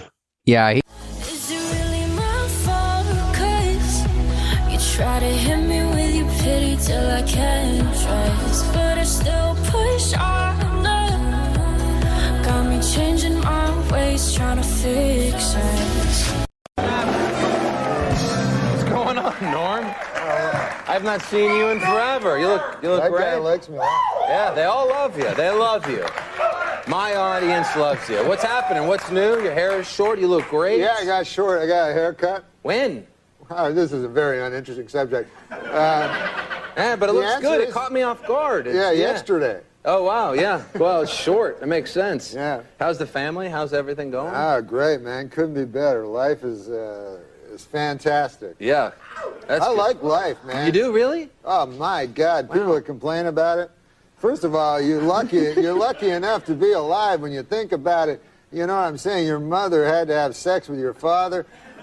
that your grandparents had to have sex, great-grandparents had to have sex. It's lucky you're alive, my God. It's amazing. And I'm so happy every day that I'm should alive because it's just a fluke. There's so many more people that never got to be alive. You know? And, that's an interesting point. I guess you're right. If you do the math. So when people carp about it, I'm like, man, it's the greatest gig in the world, being alive. You get to eat at Denny's, wear a hat, whatever you want. Yeah. Get haircuts. It is. Well, good. I'm glad life is going well. I know you're a big fan. You competed in the World Series of Poker in the celebrity event? No, in the real. In the real deal, real right? deal, yeah. How was that? Well, it was sort of a nightmare. I was halfway through the first day. I was the massive chip leader. Right. And which means you were doing great. Yeah, I was first place, 8,800 people, and then I threw it all away. You say that like it still tortures you to this day. Yeah, What happened? Was it all in one hand? Did you just go all in with something that you shouldn't have? Was it your bluffing? Were you... No, I was just, I had pocket aces, and the guy had Jack Queen. He beat me. But so be it. I was going for there's two ways of playing it, right? You can go to trickle into the money, or you can go for first place, so I was going for first place. Yeah. You like to play poker, though, right? Was that... I like it okay, yeah. Yeah, all right. I play a lot. I got a little addicted to it on the internet. I was playing like 6 games at once for 7-8 hours a day. You know? Yeah. All right, so you like it a little bit. Yeah.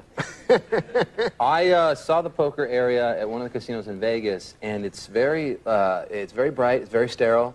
You can't, like, swear, you can't smoke. And I'm thinking, well, there's no way Norm could really be into this poker thing, because those are 2 of your favorite things to do. I got a lot of penalties at the World Series for smoking. Oh, you can and you for smoke? Swearing, because, like, you know, your aces get cracked and you go,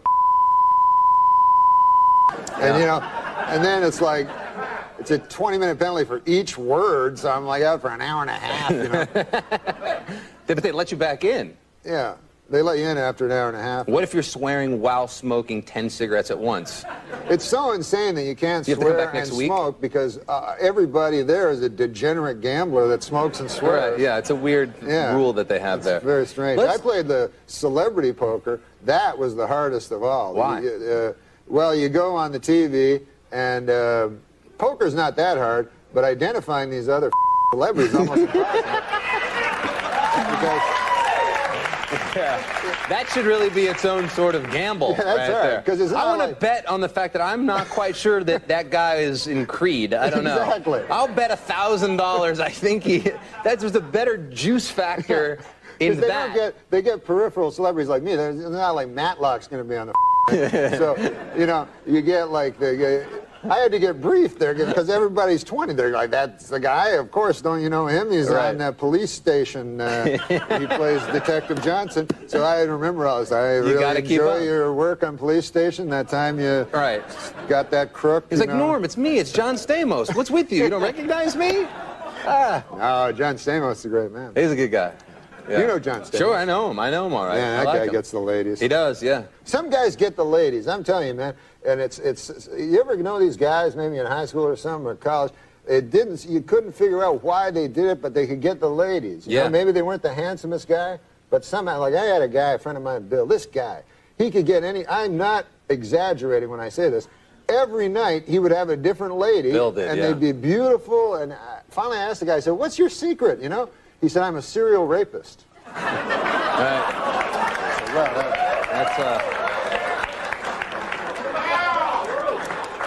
That hardly counts, you know? Yeah. Norm, let me ask you. I tried the roofies once, actually. Did you? You tried that? You tried that as a technique of dating? Yeah, because I said, these girls, you go and you feed them a nice hamburger, and then... That's not enough? Nothing happened, so I said, I'll try these roofies. All right. They didn't work at all, man. I couldn't even remember anything. I woke up 3 days later, my ass hurt. I don't know what happened. This is the second night in a row. We can't air any of this. This will be the greatest website interview ever. None of this will make air. They're just jokes. Let me ask you about, you grew up in Canada. Everybody in Canada speaks French, but your father, he forbid you from learning French, Yeah, right? yeah. Everybody in Quebec, where I grew up, Quebec City, about 99% French, a few English people. And yeah, my dad, you know, the English hate the French, his guts. And so my dad wouldn't let me learn French. Why? Because he hated the French. And so in school you could take either French or Latin, and I took Latin, and in Quebec City it turns out there's no ancient Romans. That's right. So I got beat up a lot by French guys, which is about the most humiliating thing that could ever happen to you. Right.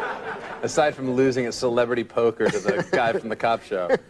Let me ask you about, there's a couple of shows coming on NBC this year that both deal with SNL, where you spent some time.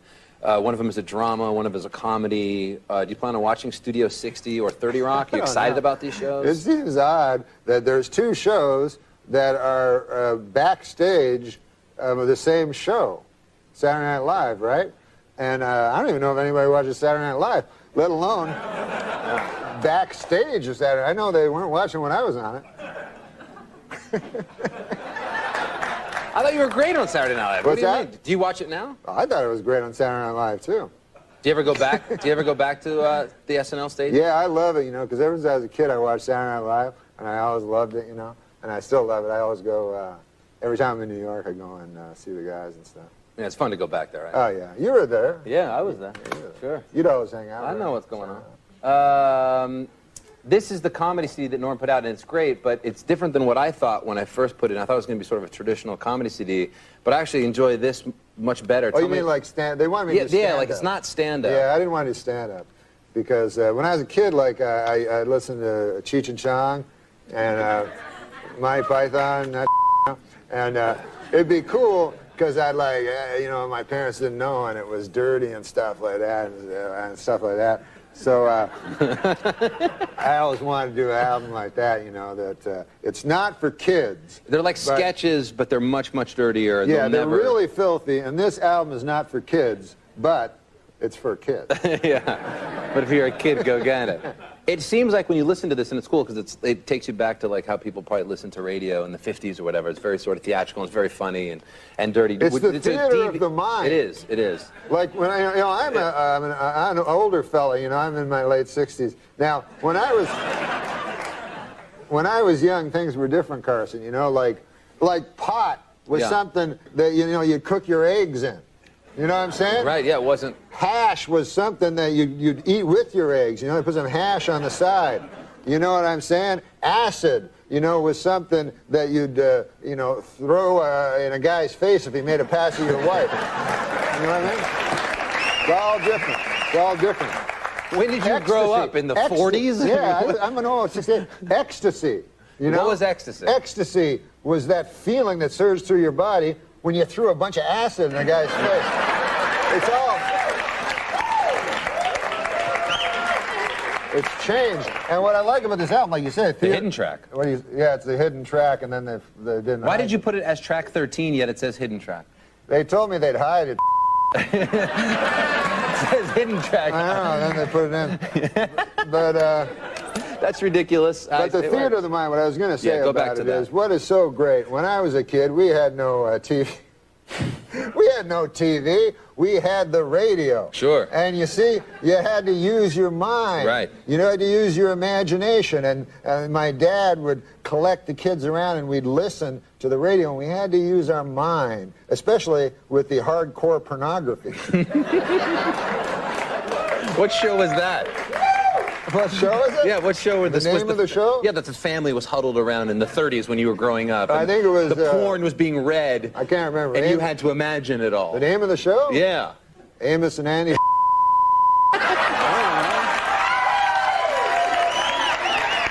that's the one. That's what I was thinking of. Those are great. I like to go down to the radio. Come on now, Amos. I don't believe you should be doing that. All right. It's great to go down to the Museum of Radio and TV. Have you ever done that? Yeah, sure. And you can go and you can just basically call up any great old television show or radio show and relive those great moments. Yeah, it's beautiful. It's unbelievable. Yeah, we'll look for that Amos and Andy. All right, you're going to hang out? We have Amy Smartest here. I love Amy. Did you meet her? I met her, and I'm a big fan of her. She's smart, and that wasn't a joke. It's not even on here, the Amy Smart.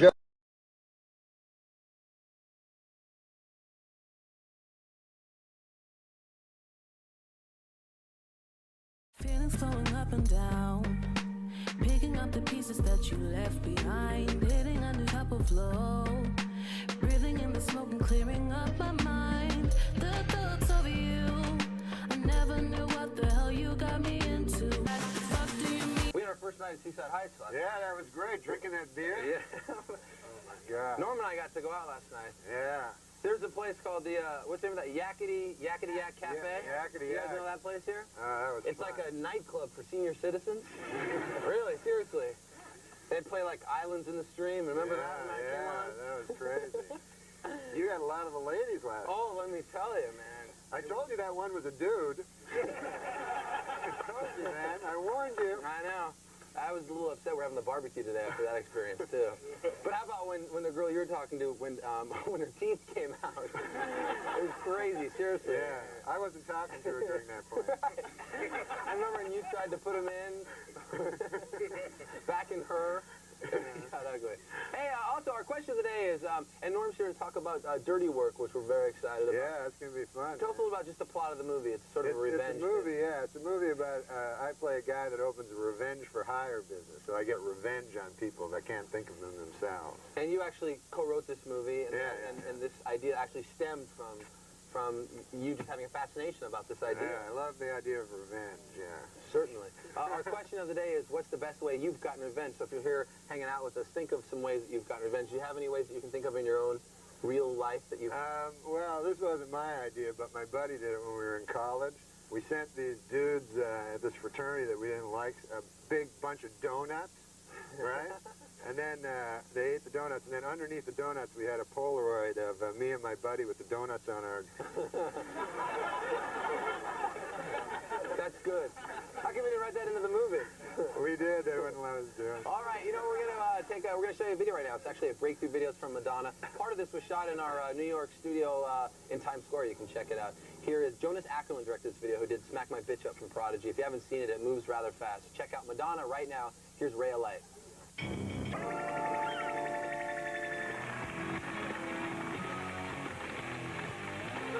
Hey, all right, welcome back to the show. Carson Daly here. Norm MacDonald, our guest today, star of Dirty Work, a movie that everybody in America has to go see at least once. That's what we're asking. Yeah. We're not asking a lot. Just go and check out Norm's movie. It's very funny. We're going to talk about it just a little bit.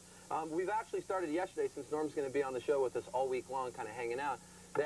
When you came out yesterday, you didn't look in the like you were in the real beach attire. Right, I've gotten a little more. You're working your way. I had a sweatshirt yesterday, now I have a T-shirt. But we're taking up a collection fund, too, of everybody here. So by the end of the week, maybe we'll get you in a skivvy. Yeah. So this is the Norm MacDonald Skinny White Ass Fund. There it is. Sorry, Ski. You got that? We have about 14 bucks in it now, so I'll pass it around. If you guys want to see Norm in like a thong by Friday, then drop some money. Some of the ladies put some money in, too. Put money in there, for Christ's sake. Stop taking the money. Hey, how are you? It's Tuesday. That means there's some new music in stores. Part of the grassroots movement from the Bronx, and it's happening. Norm MacDonald, everybody, hanging out with us.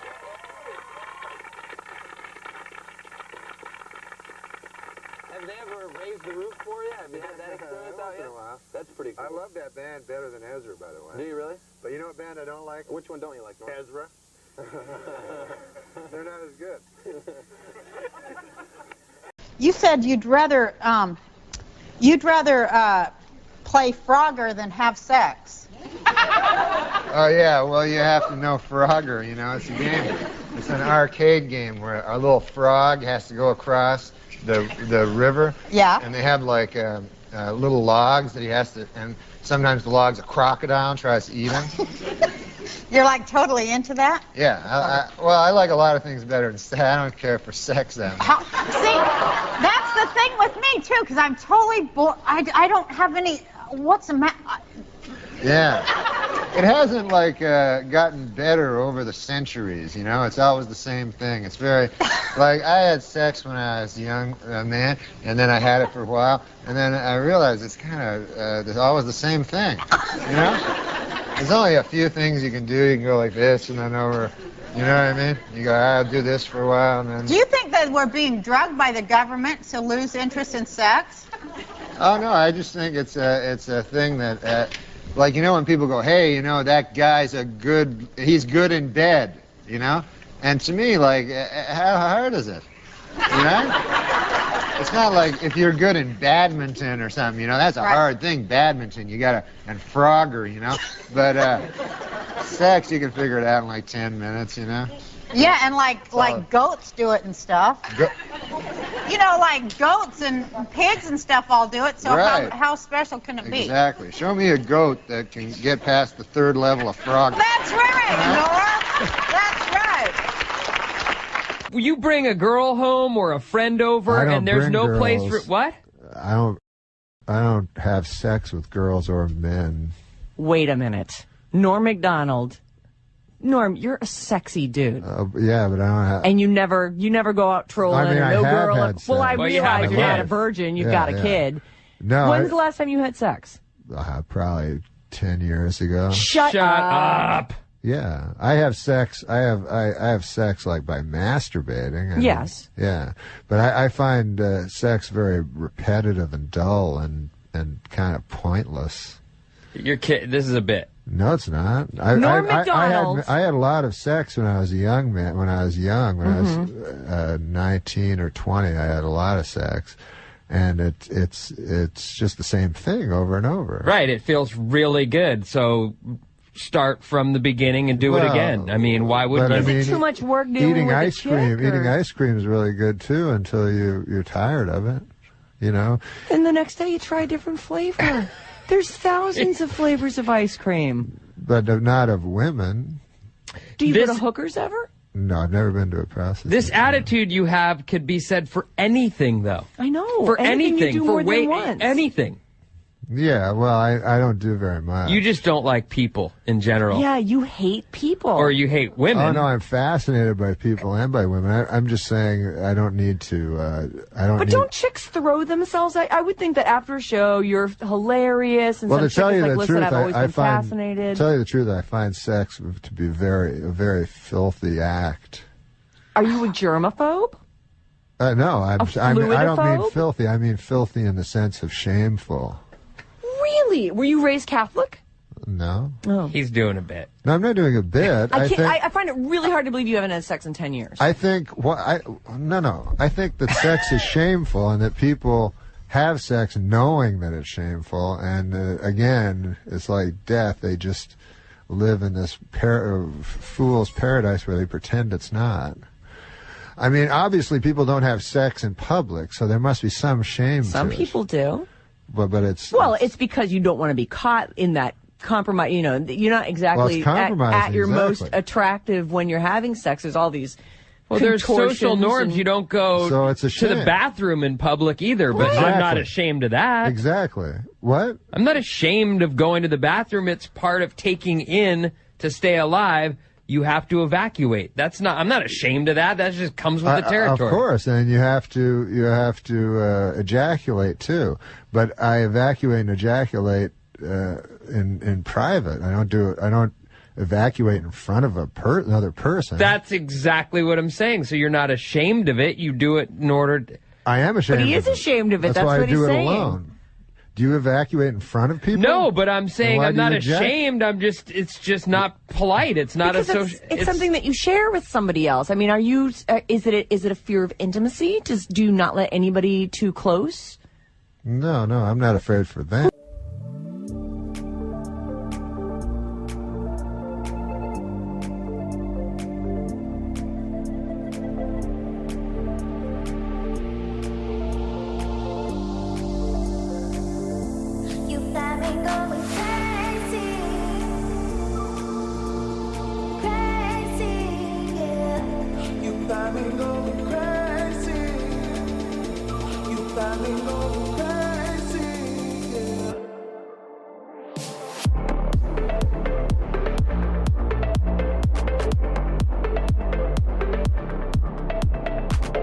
Now, what was this thing they did on Extra about you and Elle McPherson? You guys had an affair or something? No, that was all nonsense. Was it? Yes. Yeah, He's sure. a married man. You know, right. She came to the show, and she's like very flirtatious to everybody. Right. So then somebody started this crazy idea that. And she's very bright, so you get attracted to a very smart woman who's good looking, right? She's bright? I'm just kidding. Oh. No, right. So you're saying that Elle Macpherson was on the show as a guest. She's a gorgeous woman. She's beautiful. Well, yeah, I guess, but I don't have like, I'm not like you. I don't have like a real high sex drive. Right. You don't really? No, not at all. Well, that's something to advertise. Yeah. So she was flirtatious, and were you like sort of being flirtatious with her? You had to be attracted to her. No, I wasn't attracted. At all? I'm not attracted to like girls that much. I used to be when I was young. And you're not gay? Maybe those pain pellets were telling you something, pal. I'm telling you right now. No, when I was young, I used to be. Really? Yeah. Well, you're still a young guy. You do have sex with your wife, don't you? Yeah, I have sex with my wife. Yeah. How often? Like once a week? Well, the thing is, like with my wife, we have sex because we know exactly what to do with each other. But if I was with somebody else, I'd have to, you know. I don't believe this for a minute. No, I'm serious. I've never met a guy who said this. But how often do you have sex with your wife? I've never met a guy who says your sex life doesn't, your sex drive doesn't, you don't have a low sex drive. Yeah. There's just no way. Does he masturbate? Do you masturbate? Oh, yeah. You do. So then you have a high sex drive. For myself. No. So when Elle Macpherson is running around in a little short skirt and she's looking gorgeous, don't tell me you're not thinking about doing her. And don't, I mean, no, you are. I swear to God, I'm not. I think, really? No, I've been to the doctor about this. Really? Yeah, You've gone to a psychiatrist? No, a physical doctor. Because you're saying, hey, I don't get aroused that much. A urologist. Yeah. Really? Yeah. But wait a second. Mentally, you get aroused, right? Is he having trouble? Are you having trouble getting aroused?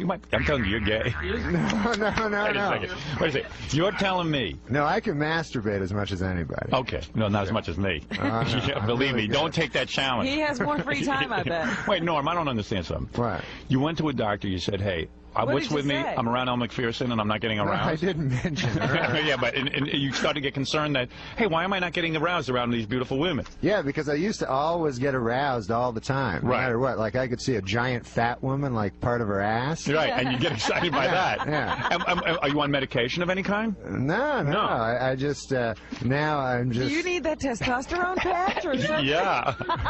What's that? Yeah, it makes you more masculine. Oh, yeah. You know what I mean? But then your hair falls out. Yeah, you got to be careful about that. Yeah. Wait, explain something to me. What's are that? you putting me on or are you being serious? No, I'm serious. You're being serious. It's hard to tell him. You're saying, no, I think he's a straight ahead kind of guy. Oh, I'm serious. You know, I mean, I've only met Norm once, but. I would love to talk to the doctor. Right. Well, actually, I met you twice. I met you backstage at Letterman, too. So, you're telling me, let me get this straight. Yeah. You got concerned because you're around a lot of beautiful women and suddenly you weren't getting as many erections as you used to. Right. You go to the doctor, he checks out your weenie. Oh, he checked out my prostate. Right. And was anything wrong? Was anything wrong? The only wrong thing, yeah. Well, no, really. There was nothing wrong. Nothing. He said, like, can you masturbate? Same thing we asked. Yeah, so I go, yeah, sure, I like doing that. Right, so, and your wife and you have sex, what, once a week? I have sex. Wait a minute. So, Norm, what do you think about? What? When you're masturbating? What do you think about? Well, you know, like... Fat woman's ass? No. Like, who do you think? Did you ever think about Elle Macpherson? No. Oh, I don't believe that. Who do you think about? I don't think girls about... you just met. I'll tell you something. I can't think about, like, girls that I don't think I could have sex with, because I don't have that good an imagination. Right, it's got to be someone you think you can get. Right, That's how I am. Right. So sometimes I think of like kind of unattractive girls where I'm right when you're doing stuff. Right. Yeah. Yeah, I do that too though. Yeah. Like sometimes like one of the interns here or something I'll think about because I think that like I could definitely get her. You ever think about Rosie O'Donnell when you're doing it? Good Lord. No way, right? Name some names. Yeah, name some names of who you think about. You know what Rosie O'Donnell would be good at giving? What? Really wide head. Oh, that's funny. Does Rosie O'Donnell have the biggest head on the planet? Yeah, she really does. How much does her head weigh? Do you take a guess? About her head weight? Yeah. Oh, well, that age-old argument, I'm not going to get into. You're not even going to get into it. Yeah. I see. And she's on the new $100 bill. Did you see her picture? It's pretty wild. Wait a second. Now, this is fascinating because I don't know that much about you. No. Who does he think about? That's what. See, I'm old. You know, I'm like 33 years old. Oh, that's real old. I'm 42, dude. Yeah, well, I mean, gee, I didn't know you were. That's young. But it's still fun, you know. I like having sex with 33, my wife. and how many times a week do you have sex with your wife? Be honest. My wife's very beautiful. Is she? Yeah. How did you get her before you were famous? Was it a difficult thing? You know, I don't know. I was just a nice guy. Are you really charming? No. Because you're a good-looking guy. I'm not charming, but I'm just, you know, I don't know what I'm doing. All right. And then she didn't know what she was doing, so, you know, we just... You got married, like most people. And you got married, and she's good-looking. She have a nice body and everything? Yeah, she's very pretty. And so what do you get her, like 2 times a week? What's that? What do you get her, 2 times a week? Get her. Yeah, get her. Come on, man. You're not that old that you don't know what that means. 2 times a week's a little much. You know, That's a lot. You see, you're like me. Yeah. And it happens once a week. So I'm laying in bed with my wife yesterday, and I said to her, you know, let's have some sex.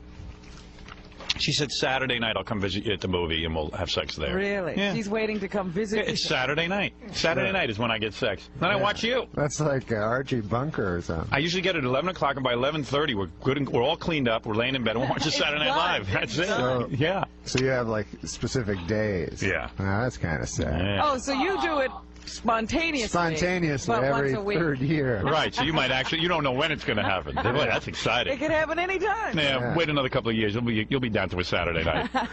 Does your wife at least let you go everywhere by yourself, or do you have to accompany her everywhere? Like after the show, when you go to this diner, do you have to go with your wife, or do you go by yourself? My wife lives in Los Angeles. Oh, she does? Wow. Oh, that's a great marriage. Yeah.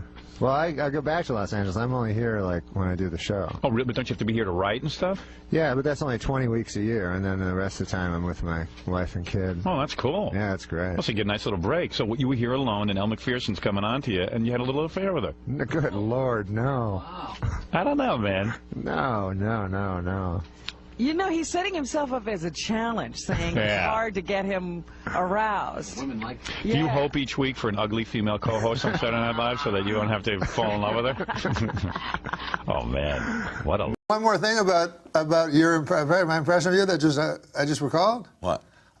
I had a chance to meet Johnny Carson because of that impression. Sudden thought, when did sugar diabetes become plain old diabetes? How so? Because Johnny Carson phoned me and he said he loves Larry King and every day he reads the News and Views, which was the impression I did was your News and Views in USA Today. So I had a chance to meet Johnny Carson, which I didn't take. Why? He would tell me stories, you know, he could tell me stories about everybody, you know, that existed ever in life in show business, and then I'd have to go, did you ever meet Chris Kattan? I wouldn't have anything to give back. But he wanted to meet Norm. You missed the... I should have done it. You're weird, Norm. I met guys, though. I did an impression of you on Saturday Night Live, you know, your King's Things, bulletin points, and so I did a parody of that on SNL. And I only had to slightly magnify it. This is News and Views. Here's my 2 cents, gang. If you only see one film the rest of your life, it should be Mickey Blue Eyes. I get a call from Johnny Carson, and he wants to meet with me at his office. So I go to his office, it's just me and him. And he pulls out a whole bunch of USA Today's clips, you know, of your column. And he starts reading them. He goes, here, you take some, I'll take some, we'll read them. Just in the office? Yeah, just me and him in the office, both of us doing Larry King impressions. Look at this man compared to Johnny Carson at the time. You know, look at Johnny Carson. Get a picture of him 7 years before he retired. Long, white hair, white beard. He didn't have a white beard. Johnny always looked fantastic. But would you like to hear my impression of Johnny Carson phoning 911 when he had his fatal heart attack? I would. Okay. Okay, you be the 911 operator. Okay. What, I Ding, just say ding. hello? Hello, 911. Yeah, hello? Can I help you, sir? Yes, this is Johnny Carson. Johnny Carson from television? Yes, that's right. Oh, hello, Mr. Carson. Okay. What can I help you with? I don't know. I feel like there's a yak on my chest. He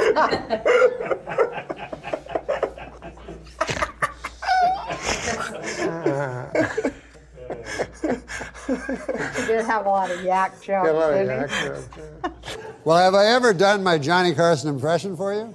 No, you haven't. And I'm sure this young audience would love to see it.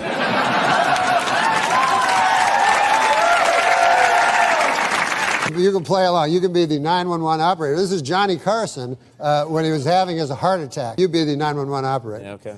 say hello. Hello. Hello. This is Johnny Carson. Oh, Mr. Carson, how can I help you? I feel like there's a yak on my chest. Do you want to hear my impression of the That's going to be you if you don't lose weight. Do you want to hear my impression of the 9/11 call from Johnny Carson? 911 call. Yeah, I'm sorry. Yeah. But 9/11 was a national tragedy. Yes, it was. Why do you laugh at that? You said it. Johnny Carson died at 80 years old. Okay, Johnny Carson died at 80 years old. Would you like to hear my impression? Would you like to hear my impression of Johnny Carson? Call. Johnny Carson's 911 call. Because he called while he was having a heart attack. No. Would you like to hear my impression? Okay, you be the 911 operator. Hello, operator Mary. Yes. What is your 911 emergency? I feel like there's a yak on my chest. Hi-oh. All right. We would like to thank Andy Dick for being on the show, and to end the show, Andy Dick will be reading a joke, and then the show's over. Good night, everybody. Andy? Purple sun. Oh, can I do a Karnak? I was trying to. Can I do a Karnak? Yeah.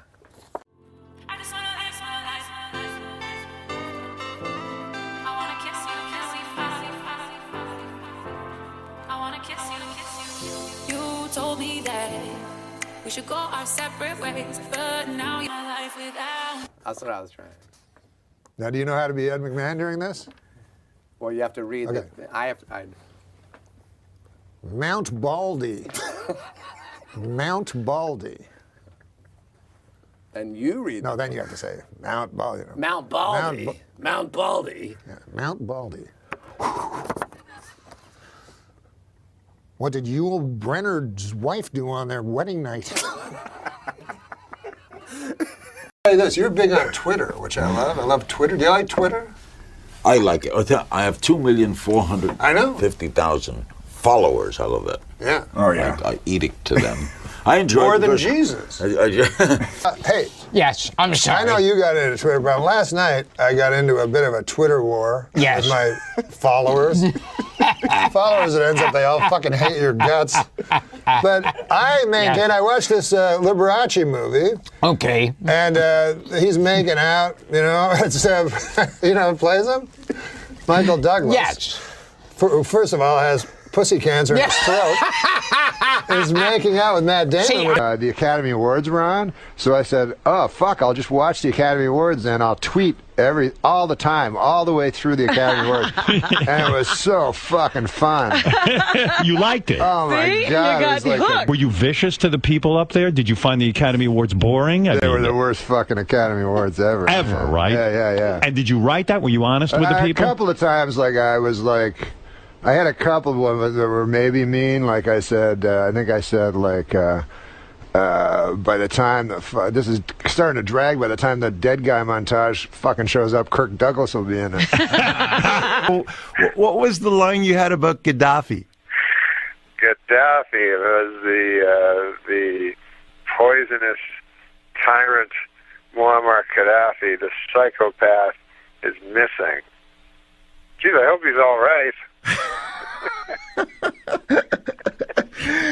Sometimes people get mad at me for a tweet. It's bizarre, and sometimes it's like a real benign one. That's when they're usually the most mad. And I remember one time, I just had watched Soylent Green. Yeah. So I tweeted, I didn't know Soylent Green was people. I've watched that movie 10 times, and a guy just told me Soylent Green was people. And people got so mad, everybody's typing, they're like, what are you, an idiot? Of course it's green as people, Here's another tweet. You said, I'm going to die one day. That's what really kills me. And that's a good tweet. That was one of yours. I like that one. I don't know what it is with that voice of yours. When I read your tweets, everybody that I talk to also reads them in Norm's voice. And it makes it that much funnier. Everybody started, during the Oscars, we all start tweeting our shit during the Oscars, past Oscars.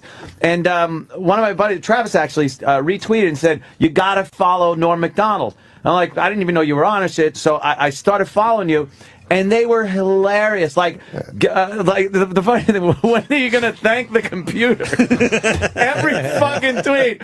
When are you going to thank the computer? Just shit like that is stuff that no one else was tweeting. It's out of your mind shit. I just found out about that Twitter shit. It's great, and you got so many followers really quickly, and didn't have to pull a Charlie Sheen with it. It was just funny shit, man. But when you go to hit the send, you fuck for a second. You go wait, because it's just off the top of your head, and it's right there, yeah. And I don't do drugs or alcohol, thankfully, because I'm sure guys could really fuck up and say bad things. They have. Norm's tweets, like some of them are not supposed to be funny. They're like profound, poetic. I deleted a lot of those.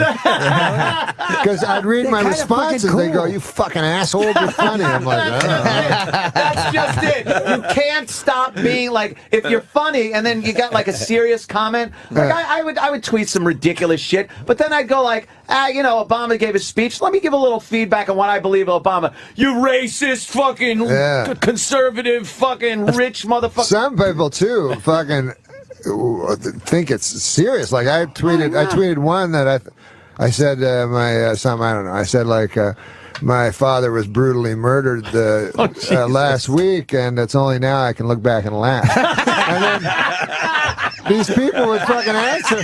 They go like, "I'm so sorry." Like closure takes a while. So I had to go. No, it was a joke. How does anyone read that and not, especially from you, and not think it's a goddamn joke? People are so stupid. That's something this whole thing has opened up, where you're kind of communicating with people you never would talk to or meet, that don't understand what a sense of humor even is. So the responses you get sometimes are like, hey, I was like, hey, God, it's spring, but I'm looking outside and there's still a little snow on my back table. At least you're alive, motherfucker. That was from a dead guy? I'm getting tweets from the dead. I guess he had a loved one pass on. Perhaps a father that was brutally murdered a week ago. I guess to sum it up, everybody's a critic, huh, guys? Your special should have been called The Voice of Reason.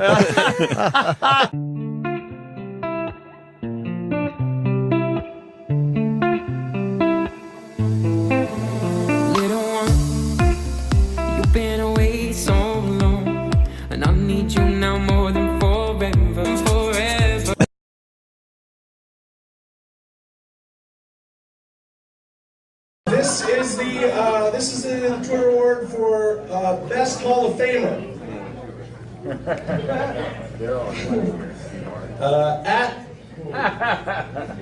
Going real well. At Albert Brooks. I installed the stripper pole outside my house. Haven't caught one yet. Steve Martin to go. OMG, President Lincoln has been shot. Wait, whoa, my internet connection is so low. At Alec Baldwin, how many friggin' times I gotta say it? 27, she's 27, geez. That's your girlfriend? At Al Yankovic, breaking news, Netflix splits off into a third company called Vernster, where you can rent nothing but Ernest P. Worrell movies for $5 a month.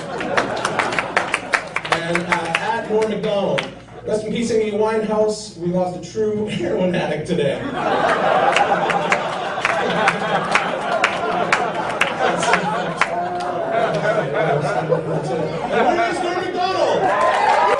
Hey everybody, it's me, Norm. I couldn't be with you tonight because I'm on location in Spain, where I'm tweeting.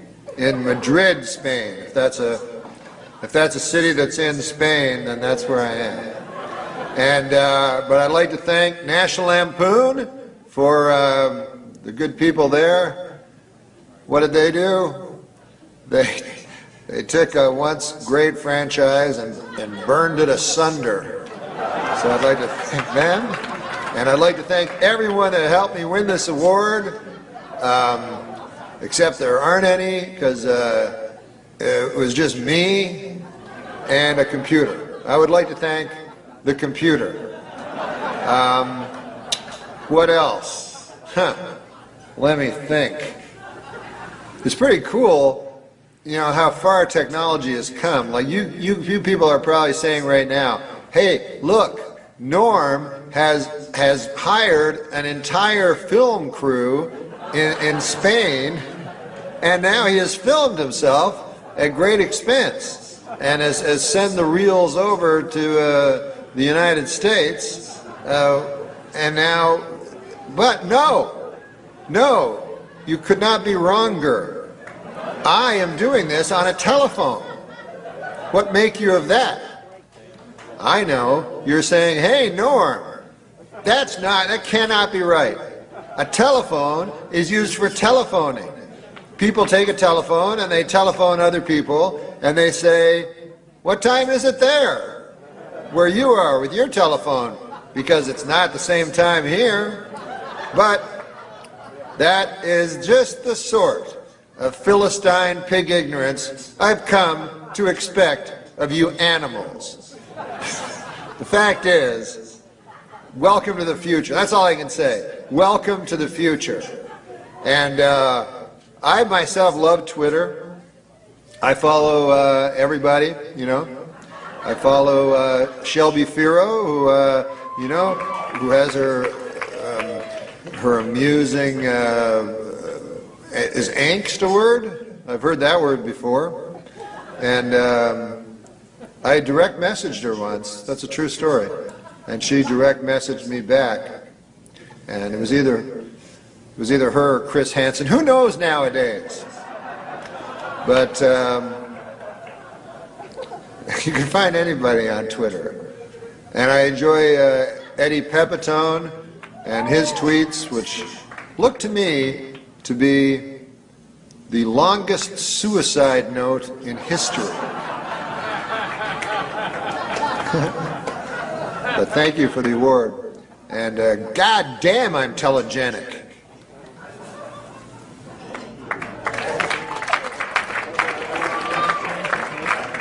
Great. What was your father's favorite joke?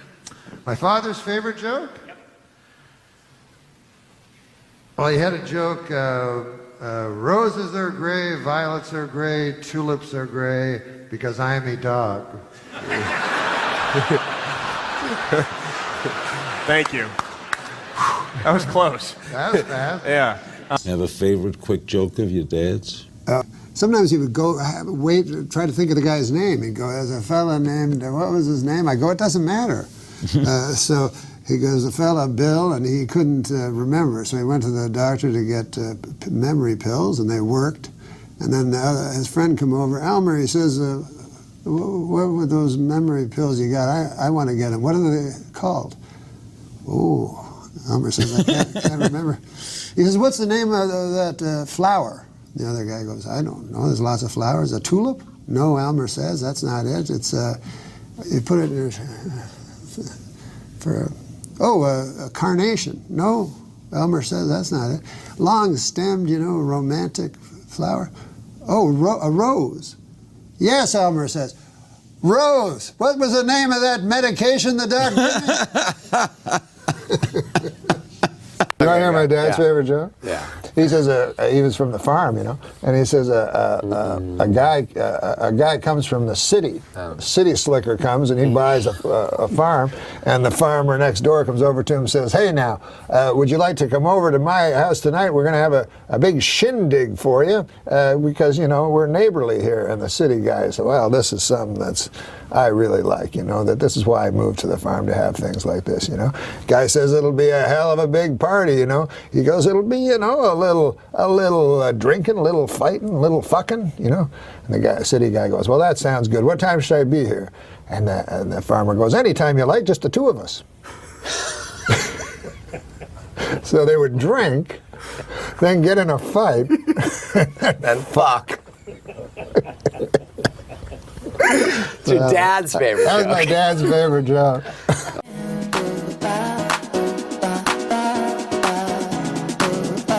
Connected to our senses.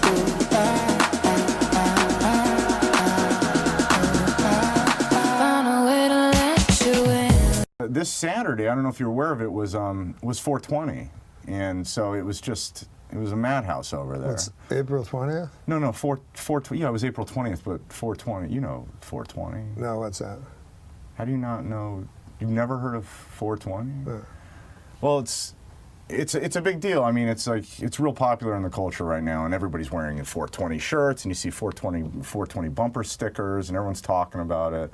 420 is a code term used primarily in North America that refers to the consumption of cannabis, and by extension, a way to identify oneself with cannabis subculture. Observances based on the number 420 include smoking cannabis around the time 4:20 p.m. as well as on the date April 20th. No, that's not what mine says. What does yours say? Mine says 420 was the birthday of Austrian-born German politician and the leader of the National Socialist German Workers' Party, a fella went by the name of Adolf Hitler. This guy, there's a picture of him. Adolf Hitler, very compelling kind of a figure. Odd-looking duck. But there's something about his eyes. Hypnotic. People always fucking want to murder Hitler with their time machine, right?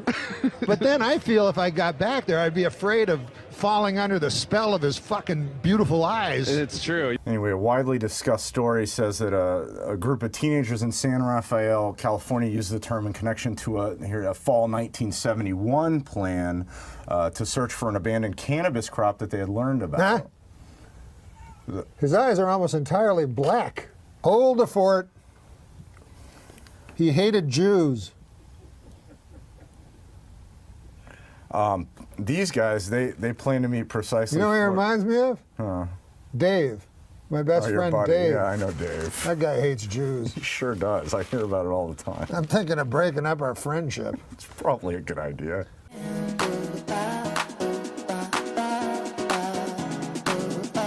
Connected to our senses.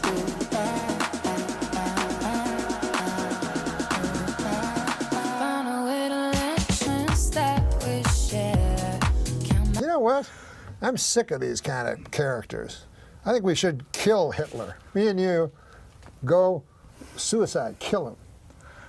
Yeah, it's like died 50 years ago, probably. Did he? I didn't even know he was sick. He wasn't. Well, no, that's fine. I wish I could find a Hitler of today and go kill him.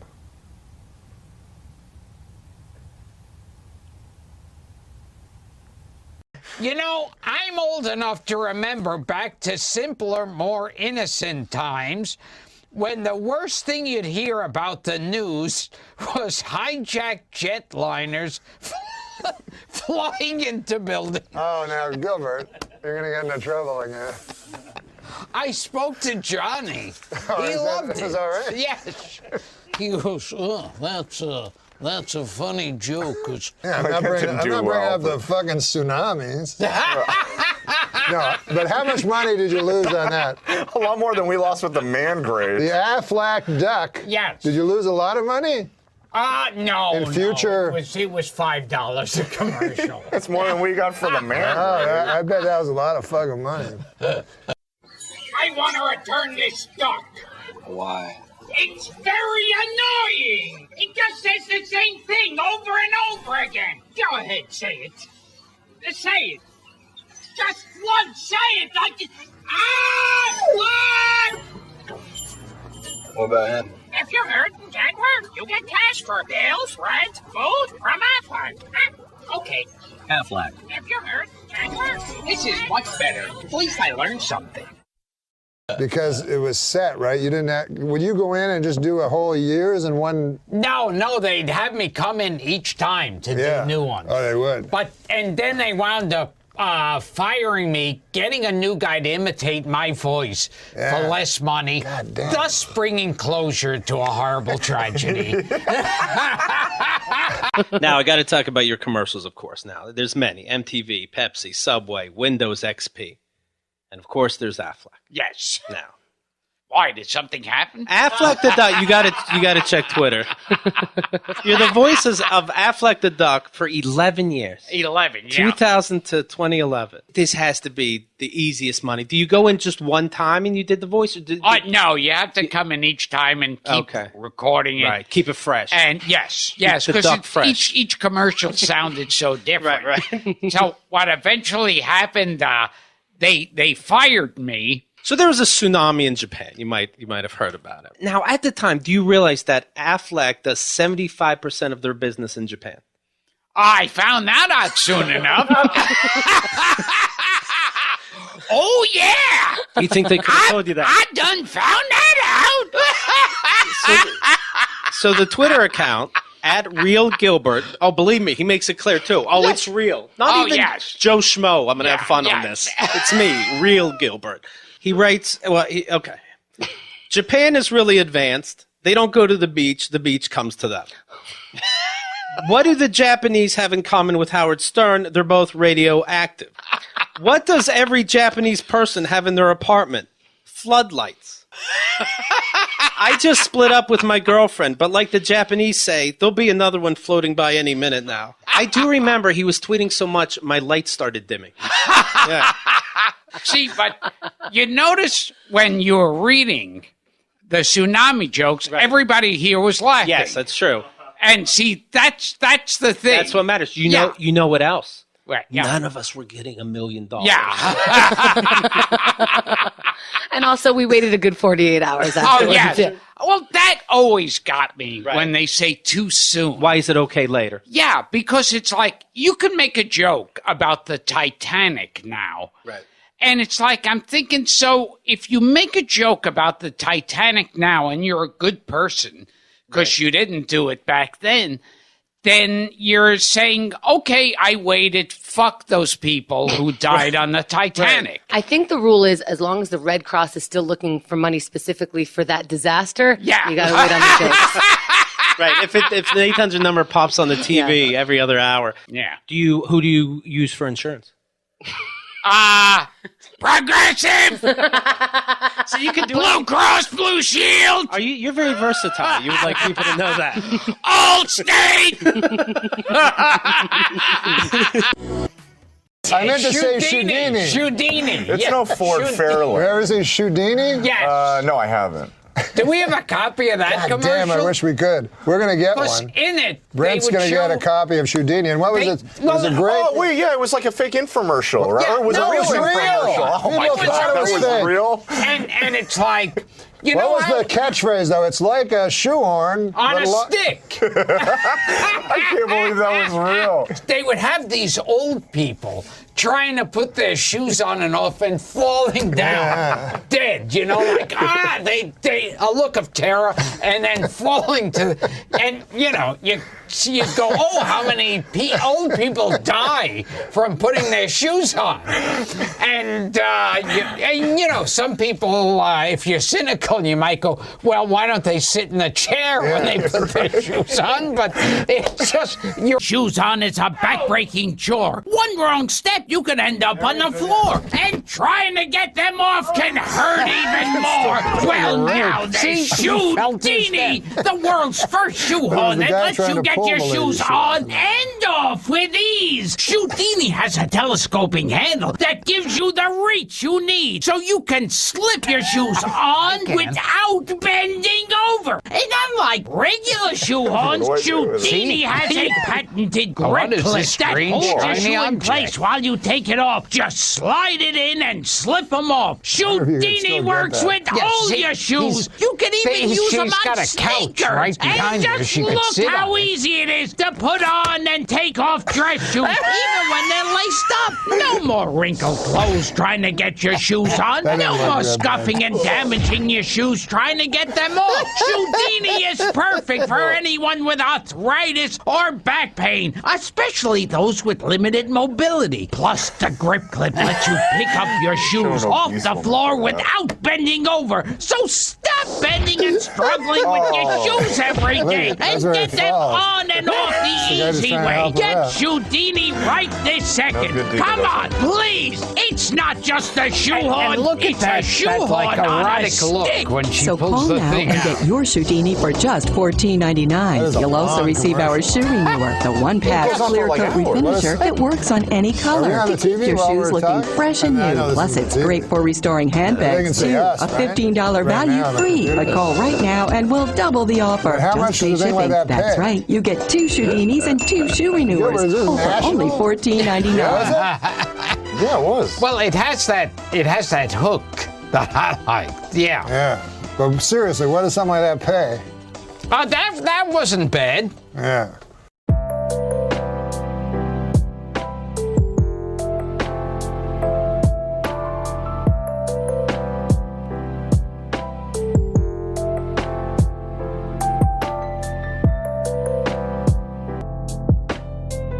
What about the time when the old product works, like can of Corey apple? Oh, yes. Yeah. What, an apple core? I'm the chef for the future. Chef of the future! Chef of the future! Ha ha! What have you brought with you, Chef of the future? Who, pray tell, is this?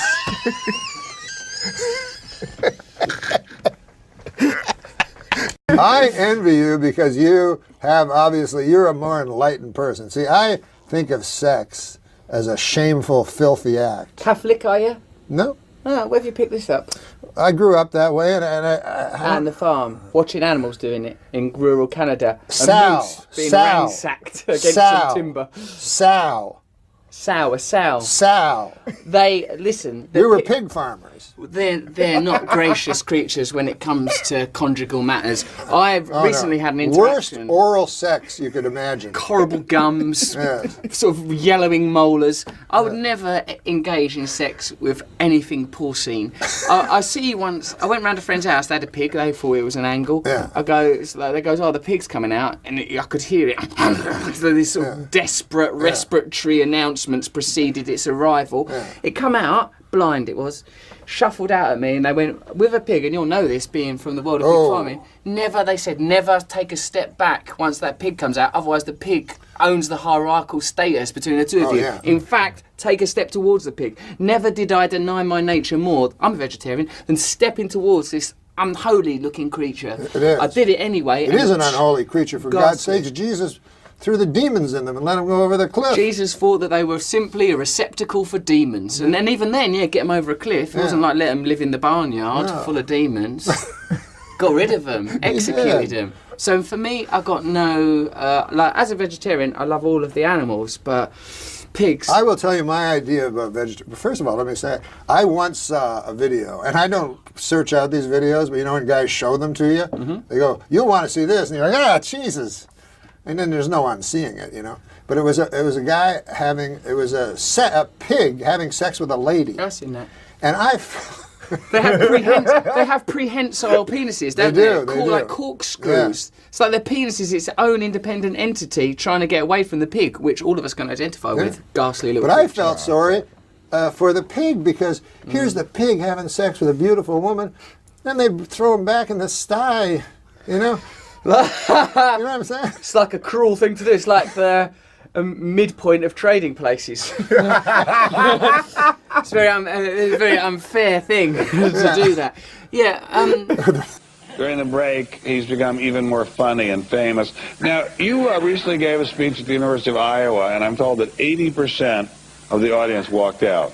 What could you possibly have said to them to make 80% of them walk out? Oh, it wasn't a speech. It was like some stand-up. Yeah, well, what did you say to them?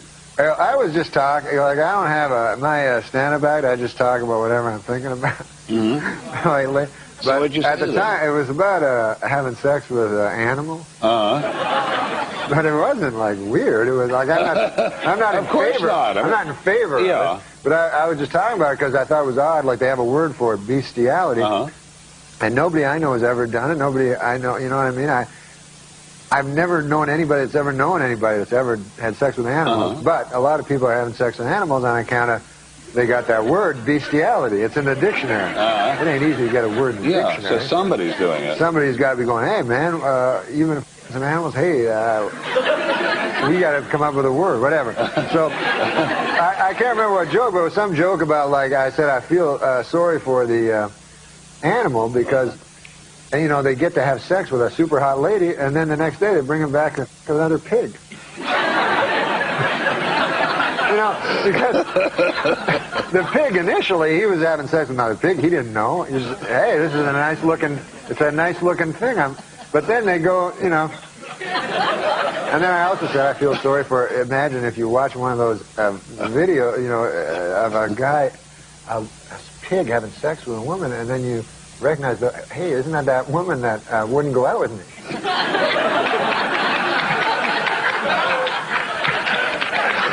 I feel bad. It was just a harmless joke. Yeah. Ralph Bellamy would be. Well, but I think that let's save our sympathy here for the female because, you know, in a way, where do you go get yourself to look at that thing and think, oh, we'll put that into my mouth? I mean, I wouldn't eat it if it had been cooked. So live, writhing and about to dispense sperm. And come to think of it, I got addicted to you. Come to think of it, I need somebody like you. Oh, no, no, no, I need someone like you. But a human being, I think anything that you do But sexually... what do you think is wronger? Wrong. More wrong. What do you think is more wrong? Having sex with a child, human being, or an adult pig? Like, you've got to do one. That's the You got to options. do one, yeah. You're on a deserted It's island. not me, it's some hypothetical You're person. on a deserted Russell island Brand with a and single elevated. tree. It's You're not on me, it's this person called Doug. Yeah, right? yeah, Doug exactly. is on this island. Doug is on a deserted Doug island. probably went there because he likes both of these options. Yeah. He swam there. What? There's an island with a pig and a kid. How do I get there? Swam there with an erection, using his penis like a killer whale tail, lashing his way to the island. How old are you? Well, hold on a minute, that's non sequitur. What kind of erection do you have? Hold on a second, mine's marvellous. But let's say because mine is bendy. I do it with look. I won't have sex with a child because I think the pig may not be as bothered as a child. I think it could have huge psychological impact on the child. So out of compassion, I would advise Doug to do it with the pig and to leave the child alone because of the potential psychological impact. Even though the child's on a bloody island anyway, that's going to mess him up, all that Robinson Crusoe crap. But I wanted to see if you wanted to say something about our friend Norm MacDonald, who passed away. Oh, funny. God. And yeah. There was no one funnier. Brilliant Canadian, you know. And tonight, the Lifetime Achievement Award will be presented to Mr. Martin Short.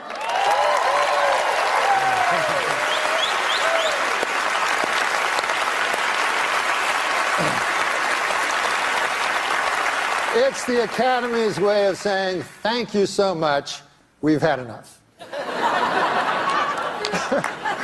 Well, Don Rickles. As a friend, it's over. You know, in our show, we do a tribute to comedians. I'm serious about this, and we name different comedians like Bob Newhart and people. And we do a tribute to Norm MacDonald, and we use one of his lines. We say, and this is one of his lines, he said, there's only two categories of cliff diving, grand champion and stuff on a rock. So it's cliff diving. You ever see that guy hopping off a cliff, trying to pass that off as a sport, you know? Man, look at kind of like attempted suicide as a sport there. Next week they got washing down Quaaludes with wood alcohol. That's next week. Can you believe that? No, I'm just making that part up. But cliff diving, what a crazy... And you can't tell who's better either. You see a guy hopping off a cliff and you go, man, look at that. And then the next guy hops off a cliff, you go, oh, look at that again there. Another guy hopping off a cliff. But you can't tell who's better, you know. If you survive it all, you're a great... There's only There's only a couple of different levels of cliff diving. It's grand champion and then stuff on a rock over there. One of the two. It's tough. It's a kind of a thing. But I really think that in comedy particularly, the originals stand out the most, and they stay with us long after they're gone. And there was no one more original than Norm Macdonald. Yeah. There was no one who did his style. There was no one who had his rhythms. He was remarkable and so kind and funny. Well, the great thing about Lauren is you could do anything you wanted. He would tell you wise things, like wisdom or whatever. He's like a little Buddha guy, right? Yeah. Did it ever make sense, or not to me? You'd always walk away going, "What the fuck?" To other people, it did. Like I remember one time he wanted me. Like this was actually with Weekend Update. They wanted me to do Weekend Update with a lady. Yeah. Like two of us. Mm-hmm. And I was like, that sounds like shit. I don't want to fucking, that sounds like shit.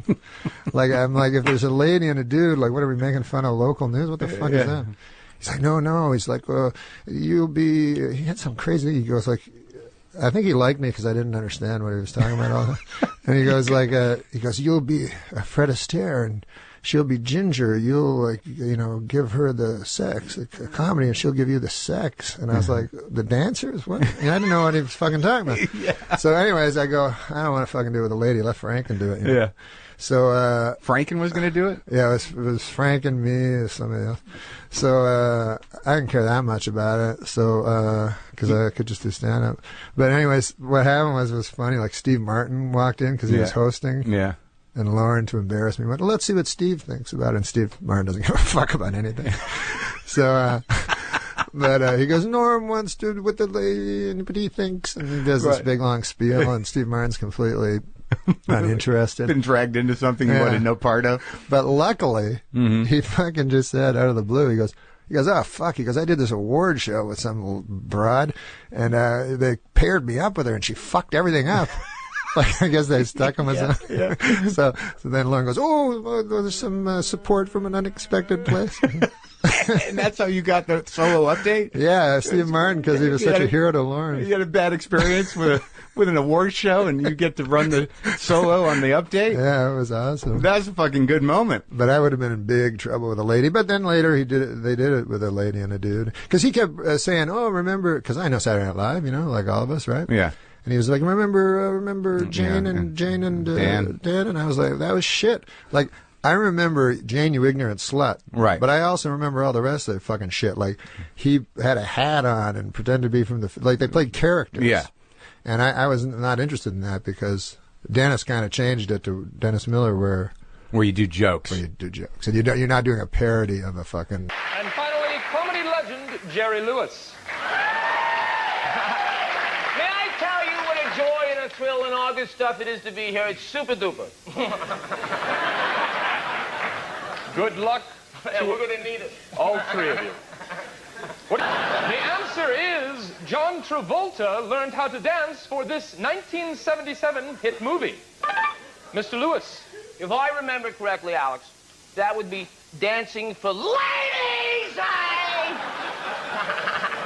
I had to go for it. No.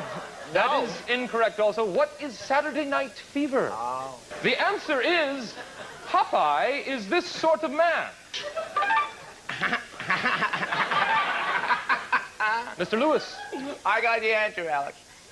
You want the answers? It's simple. They're terrified of a perfectionist. They being the people who are running the studios this week.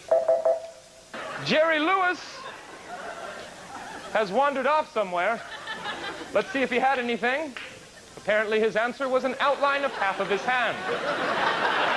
And he wagered the other half of his hand.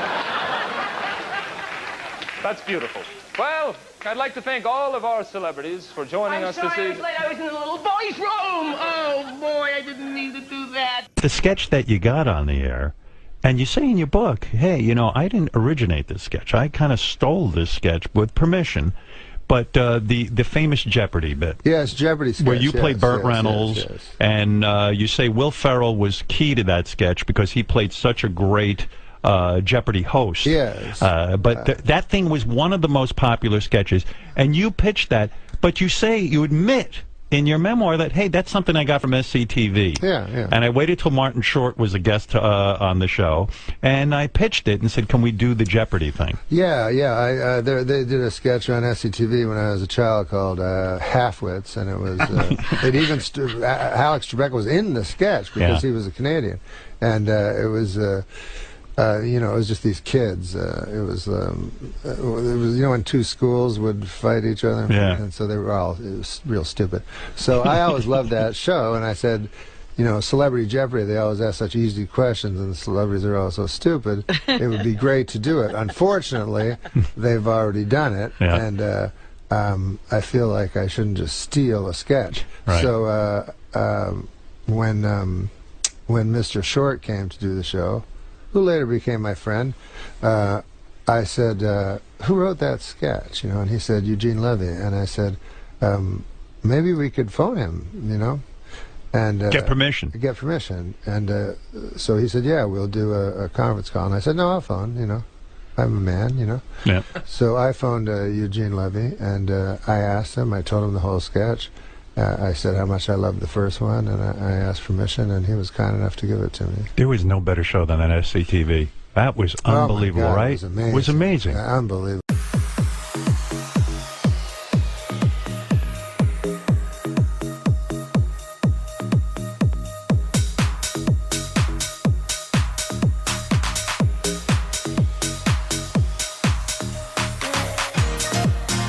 Friend for a while. We were in negotiations. Yeah, how'd that break down? I don't know. I met him. He was fucking funny, and he made me laugh, and he was laughing at me and shit. So I said, hey, we should be friends and stuff. And he said, yeah, well, let's be friends. You go to a cottage. And I was like, fuck, I'd have to go to a cottage, And then so it never caught on because the cottage was in my head and shit. What do you mean? Still, I would like, that guy would be cool to fucking hang out with. What do you mean? That would be a good friend But for then you. going to a cottage, you understand? I don't want to go to a cottage. Yeah. Well, that's the problem. All of a sudden, you're going on a cottage on a plane. But that's the problem. Maybe I should have done this. No, what? That's the problem What's with you. So if someone suggests something right away, it's not too guarded. I know what you're saying. It's not too. It's not cool enough for you. Where would you go with Martin Short? I think Martin Short says, "Let's go to a cottage." No, I'm and not hang saying out. that. I'm saying I think you're right when I said I'm too guarded. Like I'm not willing to do things. You don't want to be trapped in a cottage with Martin Short. The idea of being friends with Martin Short is fun. The idea of being in a cottage with Martin Short and then having the pressure to talk and to interact with one another. Yeah. I understand. I'm the same way. Yeah. It wouldn't work out for you, and it wouldn't work out for me either. But you go on that vacation. But maybe in with, another lifetime. Yeah.